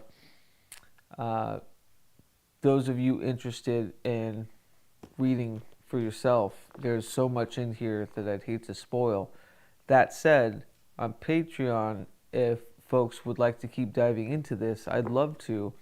I would even consider another public liminal stream, maybe selecting some other sections or going full on with like a kind of round table discussion of the work itself after this episode, or after this reading. But in the future, yeah, I'm definitely aiming on reading full works and getting into the kind of audiobook medium that I experimented with early Haunt Manual episodes. And I want to get back to that for my own unique kind of practice of formulating writing even better by speaking it and musically kind of attuning it. It's to me, it was very obvious the types of writers that, say, Carl Abrahamson is or Jason Louv is. I feel like one is more poetically, kind of musically innate, and the other is kind of journalistic, kind of less rhythmic, and it's those sorts of voices that I would love to help orchestrate of my own, because my writing's very, I think, musically oriented. It's very rhythmic, and it's kind of written to be read aloud sometimes. So, yeah, this is in patreon.com/PRAGMAGICK. I'll give the option up to patrons. We can continue studies on the Psychic Bible, or, we can move on to another couple of texts and nominees that I will put in there. And we'll do this at least monthly. I was hoping to do this maybe bi-monthly. But then again, my entire universe, the arena of which I operate is drastically different than the one I was operating in yesterday. The one that I'm going to operate in 2026, let alone January 1st, 2026, is going to be insanely and vastly different than the one that I assumed I'd be working in, but a week ago, because of vocational changes. Now I'll be afforded the ability to be more present at home, to be more stationed in Oregon, because originally I was planning on being very more travel oriented with work. So things are changing all the time, and if I'm afforded the ability to find that rhythm and syncopation with putting out more consistent, thematic and focused podcasts and live streams, liminal streams, what have you, I would love that. I would love to have an operating kind of arm that can play its notes whenever the conductor needs it, whenever I need or find the barking or the howling interest to discuss something or interview somebody or, expel something within me. I can't wait to have the battle stations of post-production created now that I have the battle stations of production created, Like I have all the places of which to create the art easily and to create wantonly. I don't have a lot of the places and the kind of, the formulations to figure out easier turnaround for post-production, i.e. editing and really editing and all of that. So it's looking like I will be afforded that ability. all that said, yes, this liminal lit by the fire. It looks like our fire is out too. So it's perfect time to start wrapping this up. Will continue. It's up to you as a patron whether or not we want to discuss the Psychic Bible, have me read more selections, maybe even behind a paywall so I don't have to worry about infringing, or we move on to another inspirational piece of literature. I'm excited about all of it because the subject matter is obviously going to be stuff that I'm, just incredibly involved with. Even though it's outside of my own creation, this is all work. The works that I'm submitting or that are nominees are all formative, foundational works. So it could go a lot of ways. But I'll go ahead and finish my reading tonight by a few short sections from Genesis Briar P. Orridge's Essays on Intuitive Magic. Essays on Intuitive Magic. It is part 7 of the Psychic Bible. So, this section simply just says magic. Magic. Excuse me. I'll get my light out. A phone light. That's another thing I'll have to iron out. Lighting. Ooh, look at that. Looks like I'm telling a spooky story. I'm telling a spooky story. All right, magic, spooky magic. What might be called the conventional magician, say, trained in the Golden Dawn methods, will spend a great deal of time and effort undergoing mental discipline. This enabling them to induce altered states of awareness, such as trances. The Golden Dawn system places strong emphasis on astral projection. The ordinary person's, myself, reaction to this approach is, I can't do that. It's only after a long time, if at all, that you see any results. Perhaps we don't have the necessary commitment, but then why should we when its value can only be seen once you've done it? I'm sorry, let me read that again. Perhaps we don't have the necessary commitment, but then why should we when its value can only be seen once you've done it? Lots of people dabble in magic, but get no further. Also, the results and practice of such systems seem irrelevant to and in conflict with everyday life. This is not to undervalue mental discipline, but simply to say that most people don't have the sufficient commitment or desire to develop it. Sex magic provides a more accessible approach, combining immediate results with a system of mental training. Being more accessible, it reduces the need for gurus and gives the individual a chance to develop. This is still a method of mental training for psychic development to help integrate the self. Now, as I've tried to indicate, such experiences of integration do occur naturally in normal life. This is the great value of using sex in acts of magic. It bases the action of altered psychic states which are readily achieved and could be familiar if you bother to look at them. Such states, continuous reminders of our wholeness, do occur naturally in a number of forms to everyone. Even if they are difficult to induce or control, they will still happen.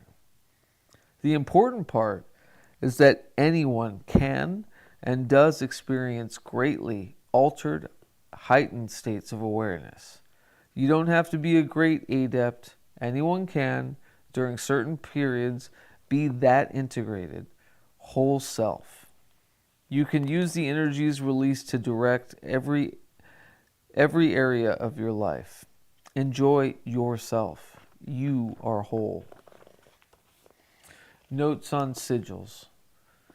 For magic to operate most effectively, the most powerful tools available must be brought into play. In that region of time and space which we currently inhabit, the most appropriate tools are those of modern technology. The most useful sigils now possible are mixed media constructs created by a combination of computers, video cameras, and recorders, and electronic sound sources and processors. In my experience, the best means for production and use of sigils involves first creating a simple statement or image defining the intended result. This should be done in such a manner as to imply that the operation has already succeeded. For example, I have or I am are more effective openings than I want, which implies and thereby reinforces a state of deprivation. Next, the images and or statements should be modified as far beyond recognition as possible without destroying their meanings. Methods used might include embedding them subliminally into other messages, or distorting images by color shifts or spatial irregularities, or the treatment of sounds by filtering or ring modulation, etc. Other useful devices might include the use of cut-ups or a superimposition of symbols. The finished product could then be used in a number of different ways. As an object to be concentrated upon, a picture posted in some prominent place where it would often be seen, a piece of music to be listened to, a film to be viewed at frequent intervals. The meaning of the sigil should be ignored and even forgotten during this phase of the operation. The image of the result is meant to be embedded upon the unconscious mind, and conscious thought must not be allowed to interfere. All that remains to be done is to await the result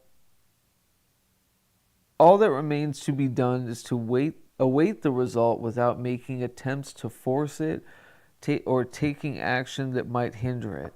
Make no effort and you will act correctly. And that's written by R.P. Stovall. This next piece is called, I will say next and final piece. How's that? I think that's good for tonight. Let me see if I want to read it or something else. Let's see. There's so many good pieces. I'm in an odd space where if I had the stamina of more time, I would choose something different. And if I had, a more focused episode, maybe, if we were doing this again, then I would choose, I'd be better authored at the curation of which pieces to read. But for the sake of brevity, and this being the initiatory kind of, pilot of whatever this sub-series is, and the fire now have going out, I'll say that this next one-page little excerpt titled Magic, Conscious versus Unconscious, written or crafted by Topi N.A., will be our final segment of the evening. In which case, we'll discuss a little bit more, and hopefully take these discussions to further times down the line. Personally, you can contact me if you're reading this at any time, and we can discuss the resonance if this doesn't suffice. If our discussion postscript does not suffice to your needs of discourse, then it can be had. So here we are. Magic, conscious versus unconscious. It seems that in my previous ramblings on the subject of belief, I had committed a sin of an omission. A sin of omission. My statements that effort and belief were not only unnecessary, but also to be avoided, could be interpreted as denoting the kind of inactivity that would make the Taoist Wu Wei look like a Chinese fire drill. To resolve this paradox, one must realize that while it is the conscious mind that controls the physical actions, magical powers are the province of the unconscious mind. For the magic to be effective, consciousness must not interfere with unconscious activity. Unfortunately, at this stage of our evolution, consciousness neither controls nor is aware of unconscious activities. The ultimate aim of magic is to correct this situation. Magic is the technology of the unconscious. The conscious mind need not believe that magic works. The unconscious knows. All purposeful activities should be completed before the actual performance of the magical operation. For example, in planning a ritual, all elements must be designed to point toward the intended result, but must not be consciously perceived as such. A perfect ritual would, in fact, seem to be completely nonsensical. It should so distract the conscious mind that no thought of the result appears during its performance.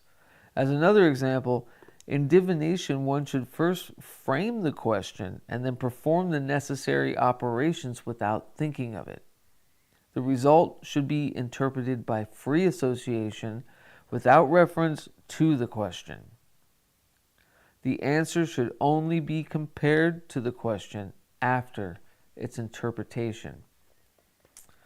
Remember, through the practice of magic, the conscious mind may eventually develop a link to the unconscious. At this stage, all these devices may be discarded, and results brought about by direct inaction, parenthetical in action. This should be our final goal. I love that. All these results brought about by direct inaction. This should be our final goal. I mean, I think that's rudely appropriate for a lot of the things I've been working on. I mean, this also just reinforces the old, almost kind of Tao, like, uncaring to achieve what one cares for, right? And I don't know, I was thinking like in the ritual operation too, a lot of the dim sessions are kind of regarded in that way.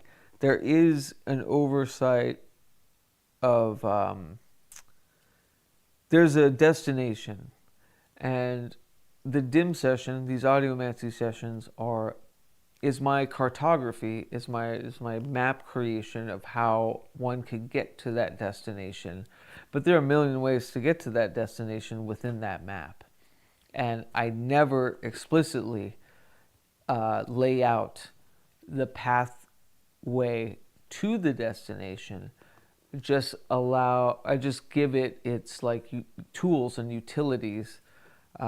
It's whether it's going to be a sea voyage, whether it's going to be land faring. Like I set it all up as if to send it on a quest to this destination, assuming it will land that way. But the beauty and the excitement is how it gets there, what transpires, how the map is colored and brightened in its corners and its crevices.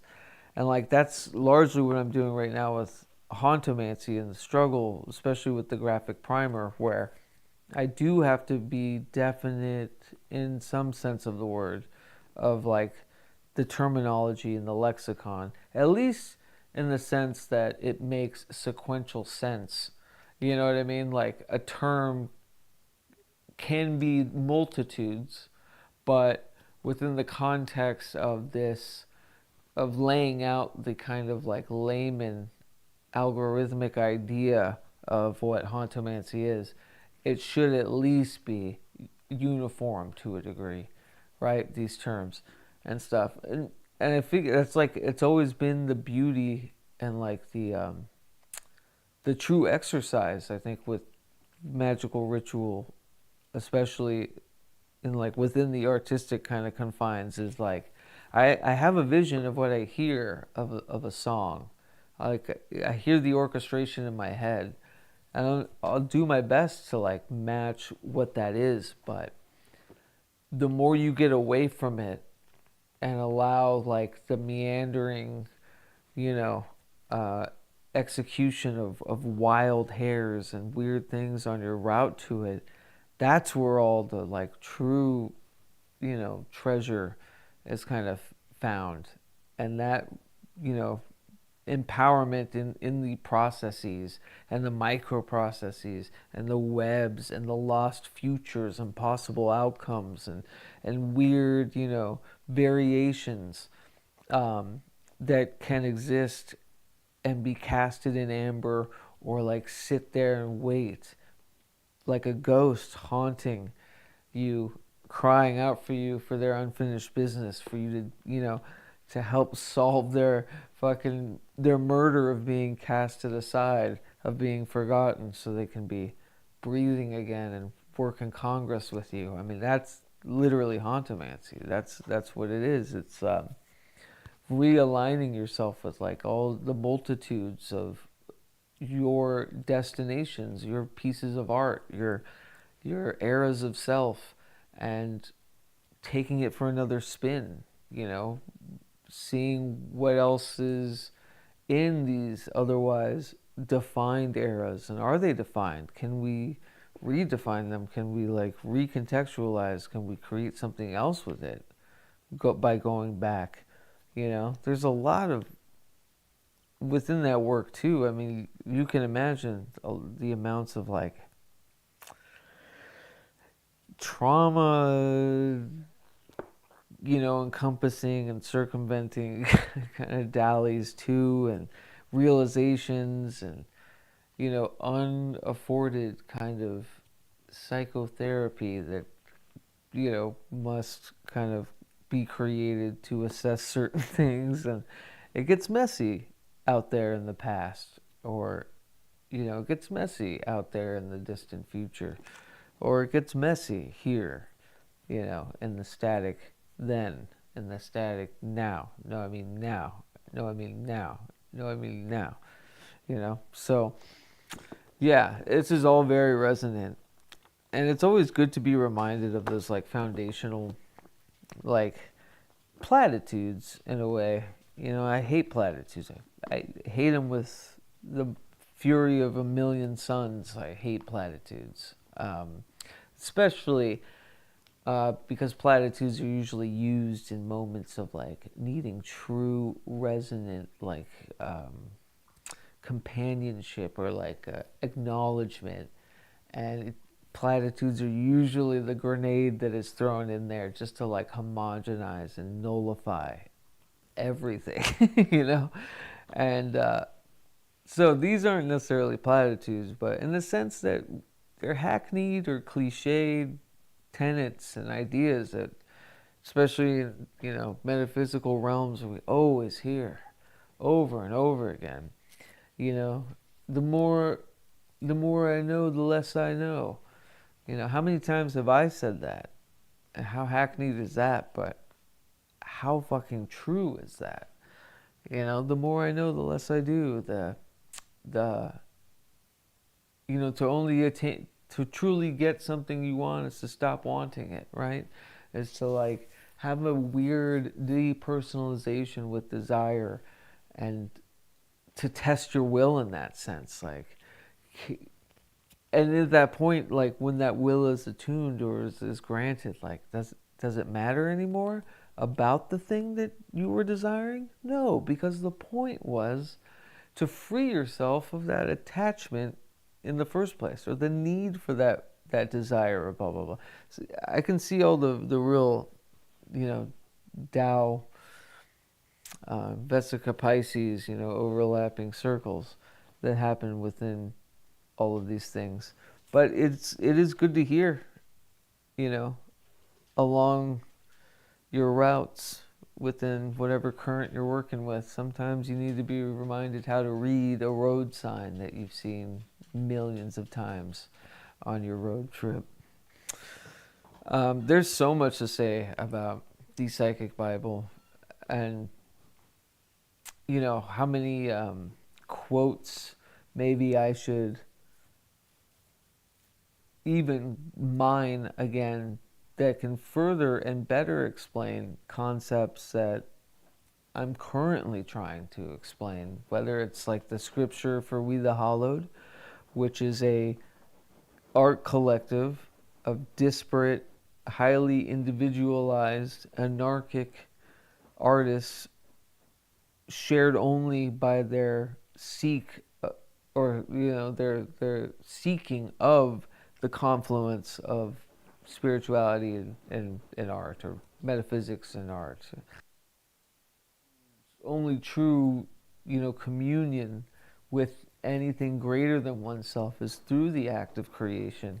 I mean, the constants that tie all of us unique weirdos together is truly because we use art, whatever that looks like, however that reads, whatever that's spelled as our way to commune with the other. And sometimes even that other is a past self. Sometimes the other is a super self, Sometimes the other is me right now. Sometimes I am othered, So, and they, Topi, talk about transgressive and othering and all of that. They've done so much brilliant, just trailblazing for, queer artistic and magic kind of exploration, and safe exploration at that. And, the truly somatically changing your body and your personhood as it relates to yourself, and not just in kind of the trans sort of realm, but also as like really a work of art, and as a work of, divination, and how do I say it? As a work of gratitude towards whatever. I'm meandering now. All this to say, it's chock full. The Psychic Bible is just chock full. Luckily, Genesis is a great writer, in the sense of a very matter-of-fact writer, somewhere in between the rhythm of a poetic voice, but also with the pragmatic kind of matter-of-fact, just the facts, ma'am, kind of writing, and peppers it in uniquely enough to transcend and create a third mind of both of those things, with their spelling and transformation of the English language as it is. I'm tripping up over myself, because even I'm saying all this out loud, holy shit, there's so much resonant aspects to this work, even just in that formulation of meeting that otherwise contradictory, two ends of the spectrum, finding that third mind tethered above that combines both but isn't either or.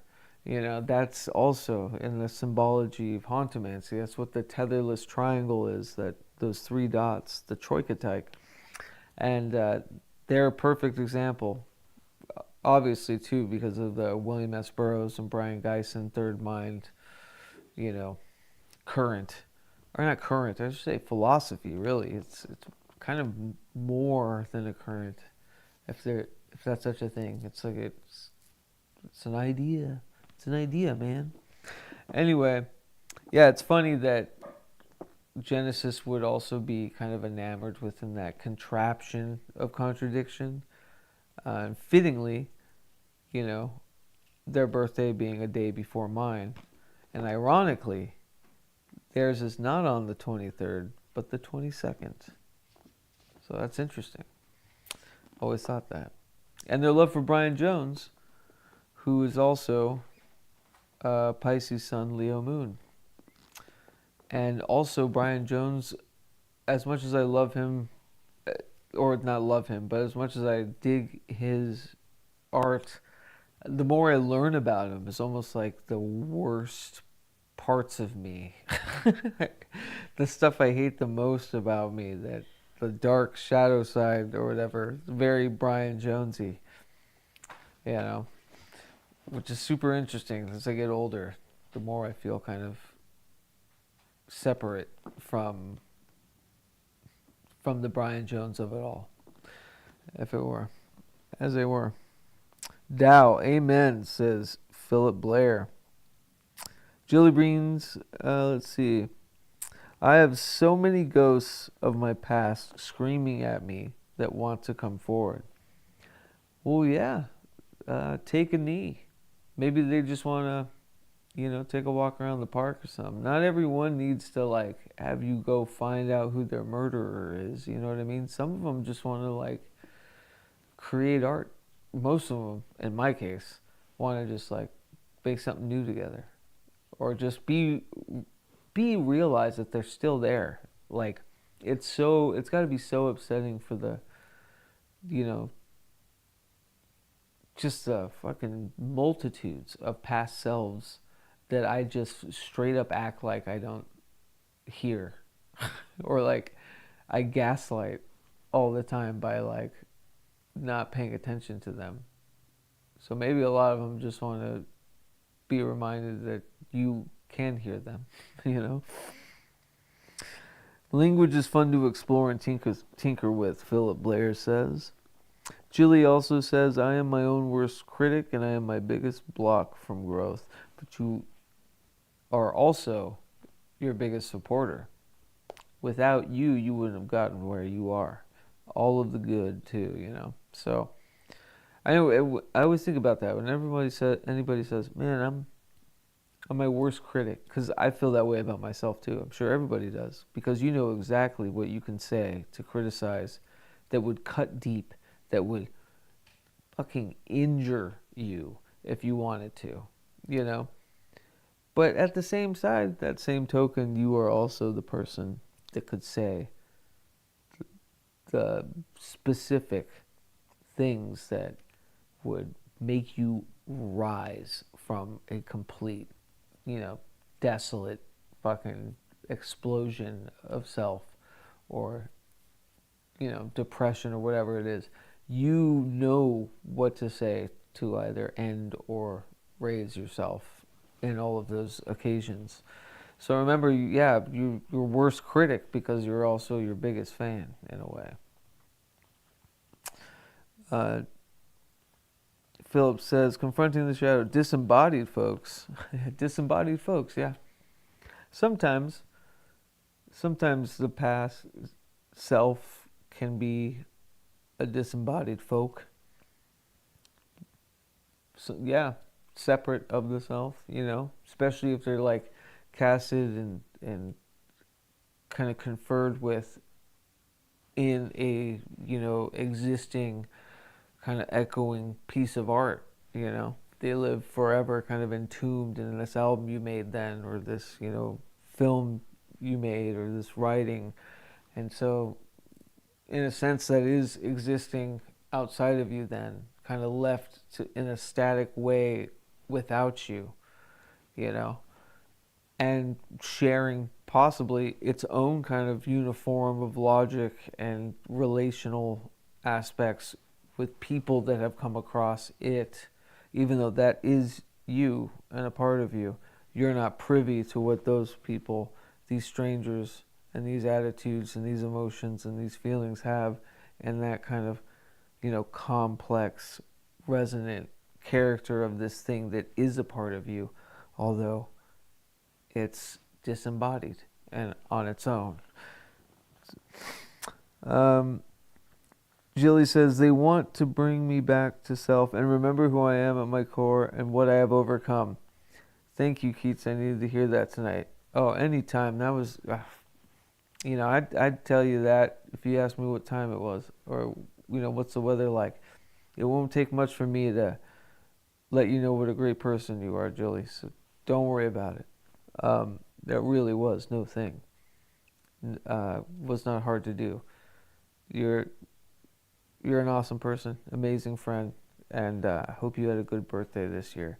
Incredible mom, good human being, and always been such a dear supporter, and I appreciate you. Philip also says, making sense is based. Ah, is it? Okay. I guess it's based in that kind of like Ben Shapiro use of the term. I don't know. I kind of dig. I'm kind of moving back towards David Byrne. Stop making sense. Just stop. Like, you already make sense to yourself. The only time you're trying to make sense is when you're trying to have somebody else understand the sense that you're making. That's exhausting. And I think I need that for myself, is stop trying to make sense.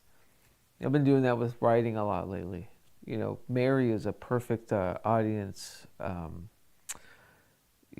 audience, what do you call it? Stand-in, proxy for an audience, because she's very, she can definitely access and understand huge concepts, but, is very like, if she doesn't get something, she doesn't get it because it's too flowery or it's like too meandering on its own thing. So she's always been great about kind of keeping me tempered, when I want the criticism or like I'm looking for that feedback. She'll usually say, it's too many words, or, I don't get it on here. And that's because it's too up my own ass or something, And so that's been great. But at the same time, I've also learned that that's okay too. If people want further explanation, then the onus is on them to seek out that explanation. The onus is on them to reach out and say, hey, can you, make this make sense, I guess. You know what I mean? Like, I feel like when I'm making sense to myself, I think that's truly, at the end of the day, the only sense that's worth making. And at the same time, I also want the artistic license to not make sense and have that be the sense I'm making, if that makes sense. Not Ben Shapiro, LOL, more Dave Chappelle. I got you. I was kidding. I know you don't flounder that way, Philip. I would never put your good name to a Shapiro connection. Even saying Philip and Shapiro in the same sentence feels wrong, and I apologize. I have told you in the past I would get lost sometimes in your writing or music. Yeah, exactly. Yeah. Julie says, I have told you in the past that I would get lost sometimes in your writing or music. Yeah, explore what's there. Take a look around. You might like what you see when you stop trying to make sense of things. No, I'm just kidding. There's an even-keeled temperament, I think, about it all. There are some things that I do want to be translatable, like easily translated. I do want you to follow me in some steps in this sequential building, whether it's like a piece of music or writing, to get to a place where you could feel comfortable when it all goes to shit in a crazy, wacky way. That's kind of like, that's the best. That's what I could hope for, is that, artistically, you would kind of get somebody situated with the world that you're building, and then, let go of their hand and let them just kind of see what they find for themselves. And that's honestly the best you could hope for. But, not everyone likes being lost. I understand that. But anyways, this was great. A lot of fun. I really appreciate you, Phil and Jilly. Thank you too, especially for coming and checking it out and listening to me yawn on in my weird pronunciations of some of this great work, Thee Psychic Bible. Again, patrons at patreon.com/PRAGMAGICK, along with multitudes of multitudes of media, whether it's music, original music, always original music, and its various forms from demos to full albums, and constantly updated and sharing and cataloging, full-on writing, the work within hauntomantik. You can preview a lot of the pages for the forthcoming Spectrivium. You could also become a tier in our somatic initiative, where we send you, again, the magic by mail that, like Carl Abrahamson was talking about in this foreword, where we're mailing each other art. And that's what the somatic initiative really is within We the Hollowed and the PRAGMAGICK Patreon. You can get a handcrafted custom cassette or a zine. We do a print-only newsletter that has original fiction and essays and other art that can't be found online. And the last issue actually took you to a special place and had some kind of hidden stuff in it to unlock some further goodness regarding handcrafted tape loops, analog tape loops. So there's a lot going on. Patreon is a perfect funnel for it. You don't have to pay if you don't want to. You can become a free subscriber. I try to include everybody. Insofar, there are certain things that I'd like to keep for higher tiers and that sort of thing. But usually I'm a bit more egalitarian with all of the many mediums of which, art is being created in. And there's a lot coming down the line, especially regarding PRAGMAGICK. I've got a lot backed up as far as audio and video podcasts and interviews and all sorts of things as I settle down here in this new abode, in this new era, in this new hauntomantik aeon. What else? More original music, new album being created with the release of conceptual EPs, the first of which is already out, the second of which is supposed to have come out. It will be coming out hopefully hopefully this next week, if I don't lose any more precious work. And be sure to check out wethehollow.org. You can follow me through PRAGMAGICK or Revel Roz or Revelator Roz. I don't think I've ever truly tried to crack the 1,000 subscribers on YouTube since the 7 years of consistent or intermittent, but at least once a month, I would say, kind of output through all the mediums, whether it's podcasting or live improvised video and audio magic, all that sort of stuff. And I think my goal moving into next year is I'd like to hit at least kind of, if I have to keep tarrying in this strata, right, in this substrate, the digital muck and the mire, even though I have it supremely fine-tuned as to, have it not be so annoying, I would like to garner some and unlock some services that these fucking platforms can provide, one of which, YouTube, will monetize things after hitting 1,000 subscribers. So I think I'm actually going to put forth the effort to get people to subscribe to this YouTube channel. So if you're watching this and haven't yet, if you don't mind, and if you want, when someone else subscribes, you can unsubscribe at a later date. Just get me over the 1,000 hump so I can say that, I don't know. I don't know what I'd say. It doesn't really that matter. It's more of a just personal goal, I guess. Anyway, long story short, there's so much art, music, magic, all coming down. We the Holloweds tethers that are going to be far shorter than this tomb and a bit more illustrated, I should say. It's close behind. Yeah, and a lot of it, I have to say, in large part, all of the sources that Carl Abrahamson named or Jason Louv named, whether it's William S. Burroughs and Brian Geist and Austin Osman Spare, all of these folks are just supremely haunting on.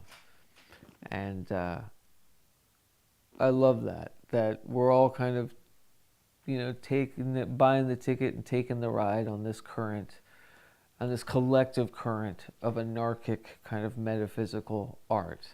Because that's all of this is. And spoiler alert, art is magic. Art is magic. Enough said. You don't need 20 years in the game of coming out of the broom closet and writing for disinfo.com. That's funny. Present company excluded. Jason Louv actually, wrote for the real one. But just to say, you don't need to endlessly write about it and wax poetic and watch podcasts and interviews and have these revelatory eureka moments about secret powers and blah, blah, blah. It's like, no, just talk to your other and do it through creation. Because art is magic. I think that'll do it for me. Appreciate you coming here. We'll see about next episode if it's going to be further Thee Psychic Bible or another text voted on by the kind patrons at patreon.com/PRAGMAGICK. Until then, look out for Revelator Ra's music by the new year and some other tasty treats and delicious meats from Keats. That was off the cuff. You're welcome. With that said, haunt on. I'm posting and sharing there, and I'm doing live streams, I'm doing liminal streams, and yet it's only viewable to patrons. And which I'm over the moon thankful for. Thank you all, especially. You guys have been such a boon during this chaotic rough and tumbles nonetheless. So thank you, and I'm actually going to edit and tweak it and marry that with upcoming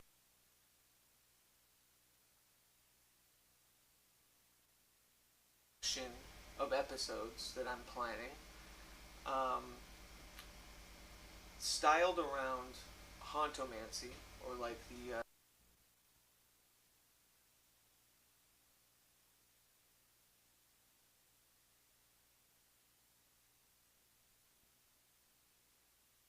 because yes, although this might be a rare public sighting of me, it is a precursor to a collection of episodes that I'm planning,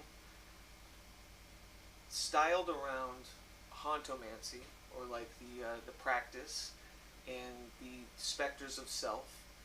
And one episode, because there's a looming and lurking huge end of a chapter, beginning of a new era in my life right now, especially in the next 3 months.